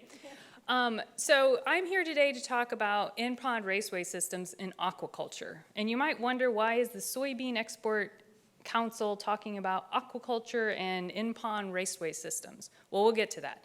But I think the most important message I want to leave is that sustainability certainly is something we take very seriously as we're producing our soy crop and as we're dealing with it throughout the value chain, which is why sustainability doesn't stop at the farm gate. It continues on. And so we partner with other countries outside of the U.S. to try and continue that sustainability messaging and move forward sustainability for all of the benefit.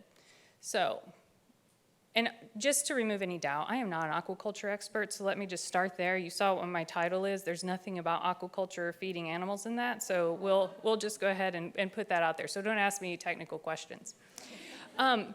First and foremost, the U.S. Soybean Export Council is a membership organization. We are farmer-owned and farmer-led. However, we have 115 companies throughout the value chain that we represent in the international marketplace.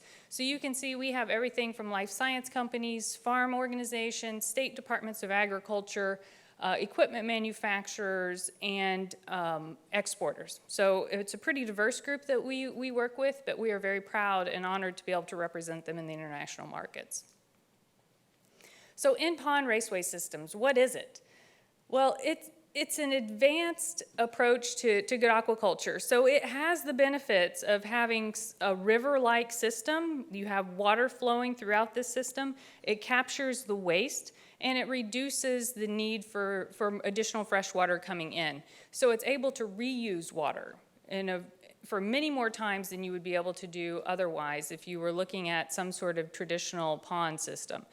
In-pond raceway systems was developed in Auburn University. So this is something that has been now deployed, not just in the United States, but in other markets throughout the world. Our case study today is going to be focusing on Egypt, but there's adoption of in-pond raceway systems in every kind of country, from Cambodia, which is where our partners, the World Initiative for Soy and Human Health, are working, to to China, which is the largest adopter of in-pond raceway systems, and they have some of the most massive systems, to Colombia. So it kind of goes across all different market types and market dynamics. This is a picture of an in-pond raceway system. It's actually in Colombia. One of the other things that is nice about the IPRS system is that you can adapt it based on the economic needs or in the current environment in each country. So this one focuses more on using some floating chambers rather than the concrete chambers that you'll see in other places. You can also create chambers using wood and different types of materials so that you can reduce the cost. So in the beginning, some of the partners or the fish farmers may not be able to make that investment in the concrete system, but they can in some of these other systems to have a proof of concept, to be able to understand how it can work for them, and then they're able to build the more expensive and complicated systems. So the IPRS study in Egypt, we were working with the local industry, and there, obviously Egypt, there's some water scarcity issues there, but there were also productivity issues that they were facing. So we partnered with World Fish, some of the private sector actors, as well as the Egyptian government in order to try and implement IPRS and do a case study on what it could mean. So what we were trying to do, again, is to deal with this lack of quality water and abundant water, as well as there were slow fish production rates and the survival was quite low. So you're talking about pig survival, we're talking about fish survival. So what we did is we had two studies. We put 22,000 fingerlings and they were fed a soy-based diet, which not just soy, but most aquaculture systems actually are able to utilize quite a lot of soy. So now you're seeing the connection for why this is something of great interest to us in addition to just doing the right thing. But we had these 22,000 fingerlings that were put into the control system, which was kind of a traditional aquaculture system versus the in-pond raceway system. And what we were able to observe is that the productivity was 3 times greater than the non-IPRS system in the open pond type environment, because we were able to target that feed. You have the fish in a smaller area, so you're able to target the feed. They're able to actually get the proper dietary requirements in order to grow out. It also helps you control disease and other things that can affect the survivability rate of the fish. So the production system also minimized water use by maximizing that efficiency. So you do not have to change out the pond water. You're able to collect the waste and prevent it from getting out into a discharge or into the environment. And you're able to use that in a circular economy. So you've got this nutrient-dense product that you're able to capture through this system, and then you can use it to fertilize some of the surrounding crop areas or for other needs. And then the water quality itself was much improved for the in-pond raceway system. You had higher oxygen and lower ammonia levels, and it was much better than the traditional systems. So this has been a way that we've been able to partner with local producers to be able to increase their productivity, increase the environmental sustainability of their production. So it's a win for all of us. So U.S. farmers are supporting this sustainability and productivity in Egypt through the IPRS system. So talked a little bit about the economic system, the economic reasons for this. It delivers improved productivity and yields for aquaculture producers. The social aspect of it, we funded the training and programs in the local communities to raise awareness about sustainable aquaculture practices, whether that be feed and nutrition, as well as environment from water control and water quality. And then certainly the environment side of it, as I just mentioned, it has a positive impact on that local water system where it avoids discharge, but it also is able to reuse water as opposed to having to change out the water more frequently. So with that, I will thank you for listening to us. We continue to try and explore opportunities to where we can partner with importers of soy or soy products and other governments in order to advance sustainability. So thank you. Thank you, Roz. So this example that Roz went over is also included in the compendium of SPG Coalition Actions and Lessons Learned. So you can either, there are copies of it out on the table there, you can also go online and download it there or just read it online. So if you're interested in finding out more about that, please do that. For myself, when I'm listening to that, one thing that I think that this example is very good at illustrating, as Roz pointed out, was this notion of the interconnection between productivity growth and circularity.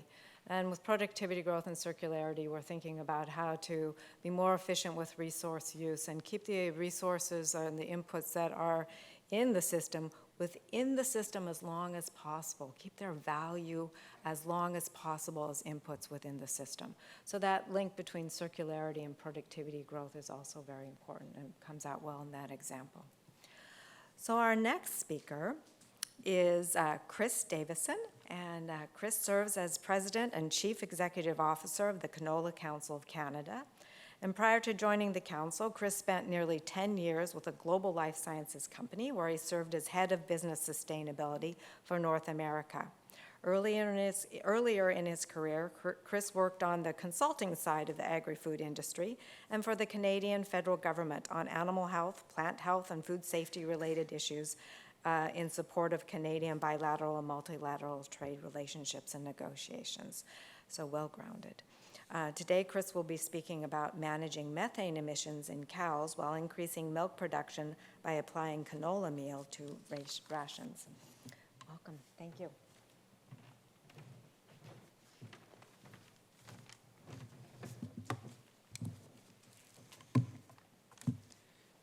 Great. Well, thanks very much. Pleasure to be here and see a number of familiar faces, but also some new ones. And I need to start by thanking Elise for using a picture of me that shows me a much younger version of me. And I'm very grateful for that. I had a little bit more hair and the color was a little better back then. So thank you for that.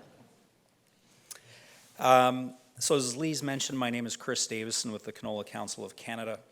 I've been asked to speak briefly today about canola meal, which is well known as a valuable source of protein used to improve productivity in various animal and livestock species. What is perhaps less well understood are its contributions to environmental sustainability generally and emissions reductions specifically. So I will briefly highlight some research that is focused on this shortly. But before I do, a quick introduction to the Canola Council and a bit of context for our discussion today.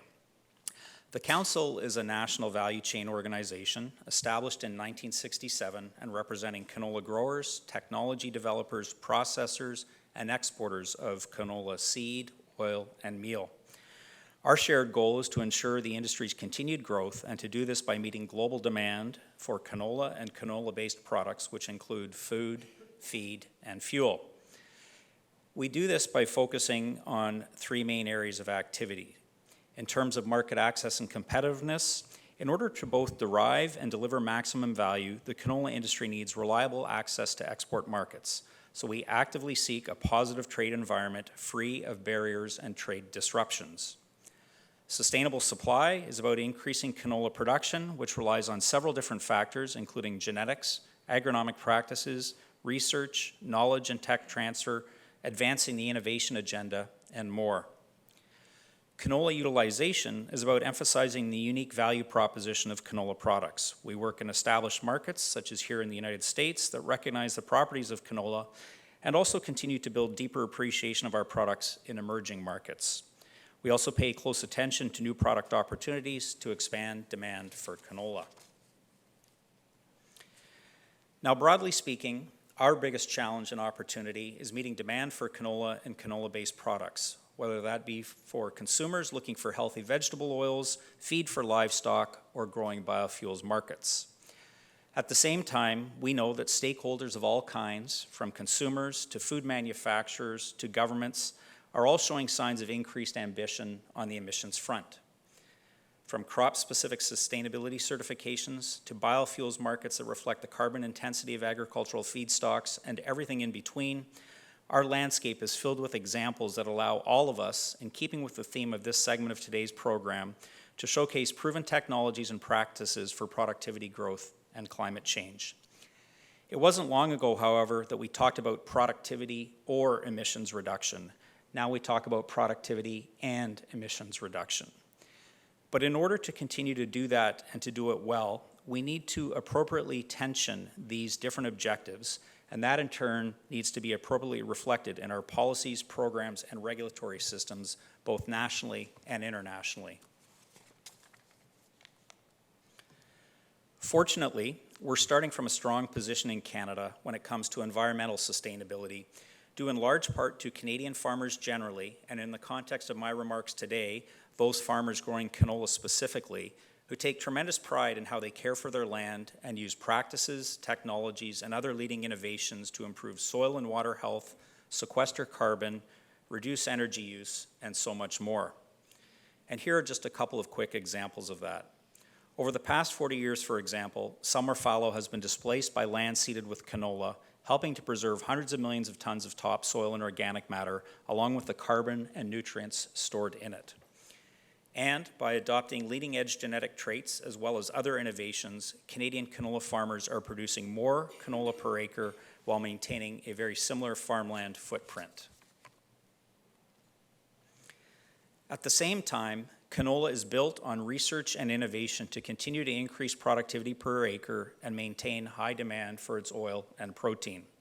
With this in mind, along with a commitment to continue to improve its environmental footprint, a little over a year ago, we released a new and refreshed canola innovation strategy. That strategy has identified key areas where additional research and innovation will support the direction of the industry and is focused on 4 pillars: performance, precision, protection, and product. And I just want to call out plant breeding innovations as a critical part of the industry's strategy, including improved productivity to meet that global market demand I referred to previously. So all of my comments thus far, but particularly those related to canola's value proposition, building canola's value in the marketplace, and contributions to both productivity and emissions reduction, provide important context for the research that was undertaken to examine the impact of canola meal in dairy rations as it relates to methane. And let me start by saying that this research is the product of a collaboration between the Canola Council of Canada, our provincial canola grower associations, together with the Government of Canada to fund this project under the Canadian Agricultural Partnerships Agri-Science Program. So about the research. Canola seed contains 40 to 45% oil. After the oil is extracted, the seed solids are processed into a meal co-product that is an excellent addition to livestock feed. Canola meal has repeatedly shown and demonstrated to contribute to increased milk production in dairy cows and lower levels of milk urea nitrogen, resulting in less waste. While these benefits of improved production are well known, less was known about the effects of canola meal fed to cows on greenhouse gas emissions, particularly enteric methane emissions, and we know that a significant part of GHGs from livestock is due to enteric methane from ruminants. So, the study was undertaken to examine how canola meal can improve efficiency and sustainability in dairy production. Like someone else on the stage, Roz said, I'm not the technical expert, so we'll stay away from those kinds of questions.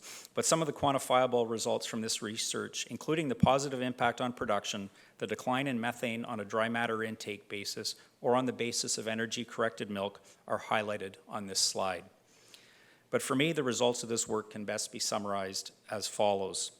First, canola meal contributes to improving the environmental footprint of milk production. Second, protein content, together with added milk production benefits and methane reduction, make canola an excellent source for dairy production. And perhaps most importantly, using a sustainably grown feed source like canola meal to reduce methane emissions provides not just a positive message, not just helps to tell a good story about milk production, but provides a real-life practical example of how that can be done to have a positive and measurable impact on both productivity and the environment. Thanks very much.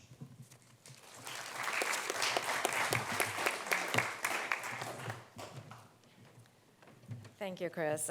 Again, emphasizing that productivity growth and the importance of sustainable agriculture is not just for crops. I mean, it's for livestock, it's for dairy, it's for fish.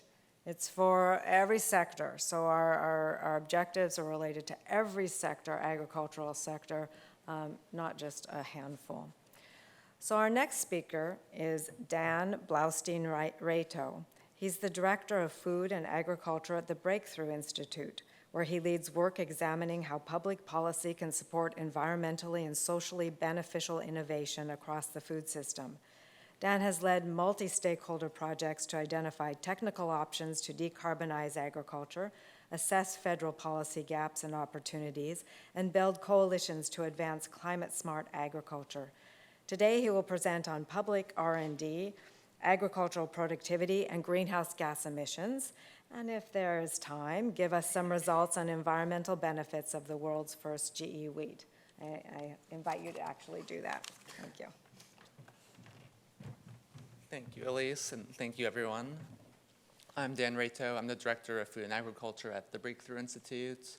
We are a nonprofit environmental center and nonprofit that focuses on identifying technological solutions to environmental challenges and advocating for them. And as we all know here today, agricultural productivity growth is crucial for many things, for food security, for farm income, as well as for environmental sustainability. I think Undersecretary Taylor said it really well, that agricultural productivity growth is critical to achieving climate goals. But one thing that I see increasingly is a need to specify the actual climate benefits from specific productivity-enhancing policies and technologies. And I'd like to share with you two analyses that the Breakthrough Institute has done that highlight methods for quantifying these climate benefits that I think are applicable for many of the policies and technologies that people here in the room and online work on. To provide some context, though, agricultural productivity growth generates climate benefits in at least two basic ways. So one is it enables farmers to produce the same amount or more with less inputs, less fuel, less fertilizer and other greenhouse gas intensive inputs, as well as in some cases less land, which is crucial because land use change accounts for at least 1/5 to 1/4 of agriculture's carbon footprint globally. The second main mechanism is when farmers become more productive, they also become more competitive internationally, and that can give them more market share internationally, basically shifting the distribution of agricultural production from some regions which may be less productive and have higher carbon intensity of production towards regions which are more productive and have lower carbon intensity. So one of the analyses that I'd like to talk about is one that we commissioned with Juris Baldos from Purdue University, which was just published in the Journal for Agricultural and Applied Economics. And it looks at both of these mechanisms to estimate the climate as well as land use and food security and production impacts of doubling U.S. public agricultural R&D funding. And what we did to do this is we used established historical relationships between public R&D funding and TFP, or total factor productivity, to project what the TFP growth would be from doubling U.S. ag R&D funding, and then put that into a simplified partial equilibrium model, appropriately named SIMPLE, which has a land use and emissions component. And what we found is that this investment would have a dramatic impact on greenhouse gas emissions globally. It would reduce emissions roughly 200 million metric tons per year annually. To put that into context, it's about 1/3 of current agricultural greenhouse gas emissions from U.S. agriculture. Most of those benefits accrue internationally by reducing land use change overseas rather than domestically from U.S. production. And that can be seen from this large reduction in land use of about 17 million hectares or so, about the size of Washington State, all while increasing agricultural production and exports. But we've also assessed the potential climate benefits from specific technologies, from specific traits, crop varieties, livestock improvements, and more. One example is drought-tolerant wheat. So researchers recently developed a variety of drought-tolerant wheat that was genetically modified called HB4 wheat, which the company Bioceres is commercializing in Brazil, Argentina, and potentially elsewhere as it's approved for cultivation elsewhere. And in Argentina, they've seen improvements of yields in water-limited environments of about 20%, and recent data indicates those yield improvements might be even larger. So what we did to estimate the climate benefits of this is to model the impact if this trait, this variety of wheat, was adopted on about 1/3 of wheat acreage in Argentina. Roughly what we estimated the area might be that is water limited or vulnerable to drought, which Argentina has been experiencing recently. And to do this, we use something called the carbon opportunity cost approach, or the carbon benefits index calculator is another term for the method we used. Roughly, this assumes that global food demand is rising, which I believe we can all agree on, and that this in turn pressures farmers to convert more land to farmland, resulting in land use change and greenhouse gas emissions. And the model effectively assumes that yield improvements in one place, regardless of where it's happening, in this case Argentina, reduces pressure for land use change everywhere else in the world in the future as food demand rises. Compared to other methods that are often used for assessing indirect land use change, this one's, in my opinion, much more comprehensive and in many ways quite simpler to model, which has benefit when you're trying to assess the impact of many new traits and technologies. And what we see from this analysis is, in the yellow bar here, that a 20% yield gain would reduce greenhouse gas emissions from wheat production roughly 1 million metric tons of CO2 equivalent. For context, that's about half of Argentina's current greenhouse gas emissions from wheat production. So it's a substantial improvement that you see. And I share this with you less to highlight the benefits of this one specific trait and more to highlight the benefits of productivity growth itself in reducing greenhouse gas emissions, and also to share how simple in many ways these tools can be in assessing the climate benefits and land use benefits of emerging technologies and productivity enhancing policies. If you'd like to learn more, I encourage you to check out our website or to reach out to me with any questions. Thank you so much.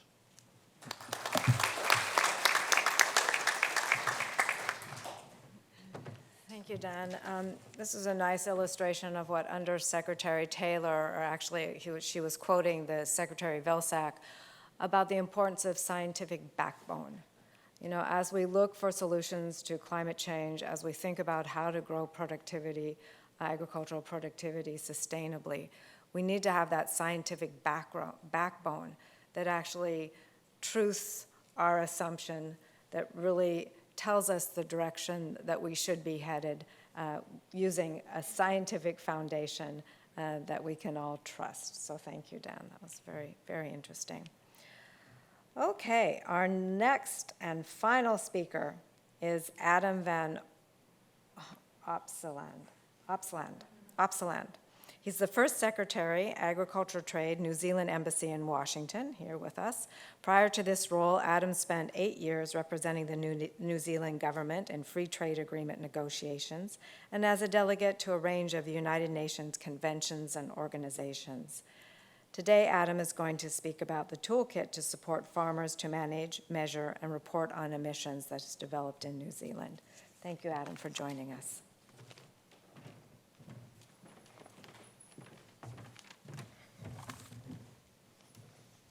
Thank you, Dr. Golden. It's a very flattering intro. It's almost like I wrote it myself a couple of days ago. Tēnā koutou katoa, ko Adam van Opsland, tōku ingoa, kei te aka aorere e mahi ana.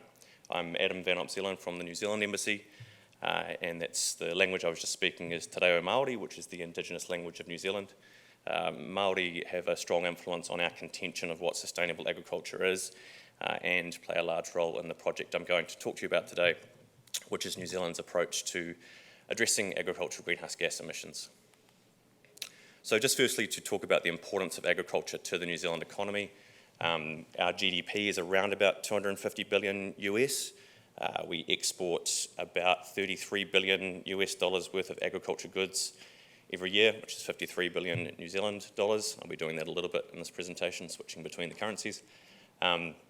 And so we only have 5 million people, but we export around about 85% of the agriculture goods that we produce.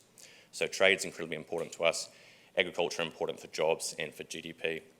The other thing to note about the New Zealand agriculture sector is we run a no subsidy system. So I think the OECD uses the producer support estimate to estimate the amount of support that goes to farmers from a government. I think the average across the OECD is about 15% of gross farm receipts, and New Zealand's is about 0.6%. I raise this just to say that that means that productivity and efficiency has been incredibly important for us for a very long time, in that if you are not efficient enough to make a profit without support from the government, then you simply are not in business anymore. So it is very important to us. We have a primary sector strategy for 2030, which includes a productivity goal. That's another 27 billion US in export earnings. What's important here is we achieve the other two objectives at the same time, so sustainability and inclusiveness. Importantly, the majority of those export receipts that we get for agriculture do come from livestock, yet we plan to reach that $27 billion goal without an increase in our livestock numbers. Our dairy herd's been about the same for the last 10 years. The beef herd has increased slightly and sheep have continued to go down. In fact, sheep, we had 70 million sheep in New Zealand in 1985. We had about 60 million in 1992. We now have 25 million, yet we've continued to increase our lamb export receipts. So that's a good story of productivity growth. But again, the challenge there is the sustainability part. The big challenge that we have in New Zealand is that 50%, so that entire light blue area, of our emissions profile is agriculture. Again, this is largely because we produce a lot more food than we consume in New Zealand, so agriculture does represent a large amount of our emissions, but also we have a very high percentage of renewable energy in our energy grid and our electricity grid, so it does mean that agriculture tends to stick out a little bit. Of that 50%, about 3/4 is from enteric methane, so biogenic methane, and of course, as we all know, it's very hard to find solutions to mitigate enteric methane. So therefore, we have targets that reflect our emissions profile. Our NDC is on the right there, but today I'm focusing more on our domestic split gas targets. So we've split the gases out to reflect the fact that they have different warming potential. We have a 2030 target for a 10% reduction below 2017, and that's purely biogenic methane, and then down the bottom there, 24 to 47% reduction by 2050. So obviously that's very hard to do. We have an approach that we're looking at, which we call he waka eke noa, which is a Māori phrasing, meaning we're all on this together. There's a partnership between the government, industry and Māori that looks to come up with a way to address agricultural greenhouse gas emissions. While this has many elements to it, the agriculture emissions pricing has been the one that's attracted most attention, largely because this has never been done before, and at this stage we look like we'll be the first country, of which we hope is many, to eventually put a levy on agricultural greenhouse gas emissions. So I'll focus on that today. This is one aspect, as I said, of what we're doing. It's a farm level split gas levy. So the idea is that by the end of next year, all farms in New Zealand will have an understanding of what their emissions number is for their farm, and we'll have a written plan to reduce or to mitigate those emissions. And then from the end of the following year, 2025, we'll have farm level pricing. The levy for this will be formed based on advice from our independent Climate Change Commission. And the idea is to make that as low as practicable, so as to allow businesses to continue running while still meeting those targets that I talked about in the previous slide. One of the big challenges for this group, for the He Waka Eke Noa group, is to understand and put in place a system where we can recognise on-farm sequestration. We have an emissions trading scheme in New Zealand where you can get credit for forests, but there are many forms of vegetation that of course do sequester carbon, but are not recognised within that system. So they're looking at a way to do that, but the key there is that it's going to be scientifically valid. We have to make sure there's transparency, consistency, and scientific validation in order for this to have integrity that can be recognised by consumers and by our trading partners.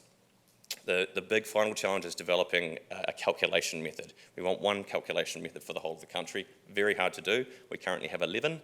We need to get that down to 1. But obviously not just important for us at home, but internationally, harmonisation is very difficult when it comes to measuring agricultural greenhouse gas emissions, and that's something we have a strong focus on, so we're keen to work with partners on that. This is a busy slide, but the short story here is that we're also very focused on R&D investment. As I said, we need to find solutions that can be viable. If we can find solutions that we can show are viable and are recognised internationally, then a farmer can reduce their levy by adopting certain technologies. So we're very keen to find those. Also just to note that the Centre for Climate Action on Agricultural Emissions there, when combined with the AgriZero partnership with the sectors, is I think it's the largest research and development investment in New Zealand history. So it's a significant investment, and we obviously need to find solutions so as to offset the costs. There we go. And just finally to note that along those lines, we recognise we can't find solutions alone. We also recognise that anything we can find, operationalise and commercialise in New Zealand that can mitigate biogenic methane is going to be valuable for the rest of the world. We have an emissions profile and an agriculture system that's very similar to some large, less developed countries, and we recognise that if we can find pasture-based solutions for biogenic methane, then they'll be valuable for the rest of the world and indeed in meeting the global climate challenge. We also know that working on harmonising methodologies, as I mentioned before, will be important, and the Global Research Alliance on Agricultural Greenhouse Gas Emissions at the top there is an important place to do that. One final note, and I'm almost going over time, but I'm going to get there, is that final note at the bottom there, which is New Zealand's a strong advocate for the repurposing of environmentally harmful agriculture subsidies. We recognise that not all countries are going to do what we did. We eliminated our subsidies in the mid-80s. It hurt a lot. It's not easy to do, and we recognise there are modern challenges and specific challenges for different countries. Yet we do think it's very important to work internationally to identify the particularly environmentally harmful agriculture subsidies and see if they can't be repurposed or firstly eliminated and then repurposed into areas of environmental good. And I know there's a lot of work going on around the world on it at the moment, so we're a strong advocate for that, and I just wanted to mention that to finish. But thank you very much.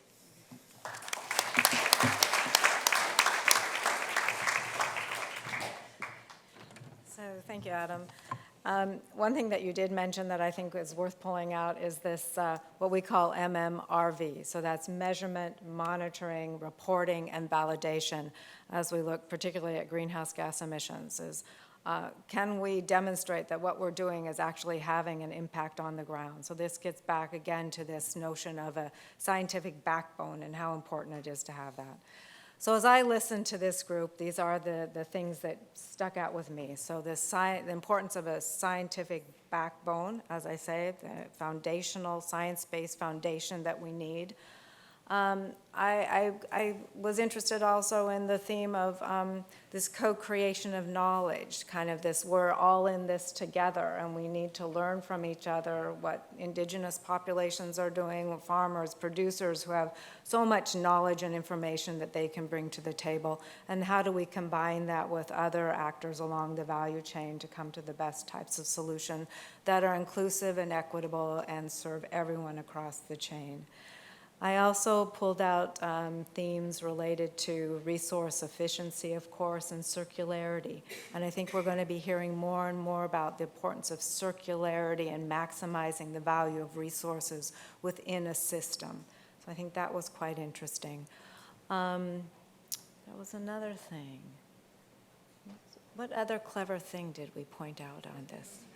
Is there anything from the group that you think that a main point or principle that we should emphasize coming? Oh, got it.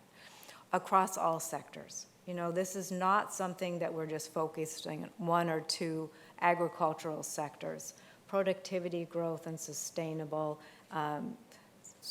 enhancement is important across all sectors. Again, we're all in this together, joining forces together. We can feed the world, reduce our environmental impacts, and mitigate and adapt to climate change. So anything else, group, that you would like to pull out? Or I'll give the floor like 1 minute if there's anyone from the floor that would like to point out something that they've wanted to say this whole time for the good of the group. They're biting their lips. So if not, then I'm just going ahead and thank the speakers. I really am inspired and encouraged by the presentations at this session, in fact, by this whole event. We know that we're facing really difficult challenges: food security, poverty, climate change. I mean, the list goes on and on. But the presentations and discussions today help remind us of the incredible advances that are taking place around the world in fields and farms and livestock holdings everywhere around the world. And the real-life examples, like the one we just heard today, demonstrate the importance of place-based, science-driven approaches to building more sustainable ag and food systems. These types of projects have immediate and dramatic positive impacts on the lives of the people that are involved with them. But these types of projects have importance that goes beyond that, because these projects provide guidance, provide us all guidance with lessons learned, both positive and negative, as we seek to build capacity and expand our efforts to mitigate climate change. We need to have these experiments on the ground to fuel the direction of change. If we're just investing in giant experiments, we only get a handful of those in our whole lifetime, maybe one or two actually. But these experiments and these applications on the ground that are taking place everywhere, these are the experiments we learn from, and these are the experiments that help set the course forward. So it's these learnings from these types of projects help to build our foundational science and point the way to the next steps on increasing and sustaining access to proven innovations for sustainable agriculture and productivity growth. See how I pulled the title of this whole session into the end there? So I'd like to thank you all for attending. Thank you to our gracious co-hosts, Virginia Tech, SPG Coalition members, colleague Kathy McKinnell, who did such a great job on our side. And thank you, Tom Thompson, for being here and helping drive this. I didn't know if you wanted to make any closing remarks. Okay.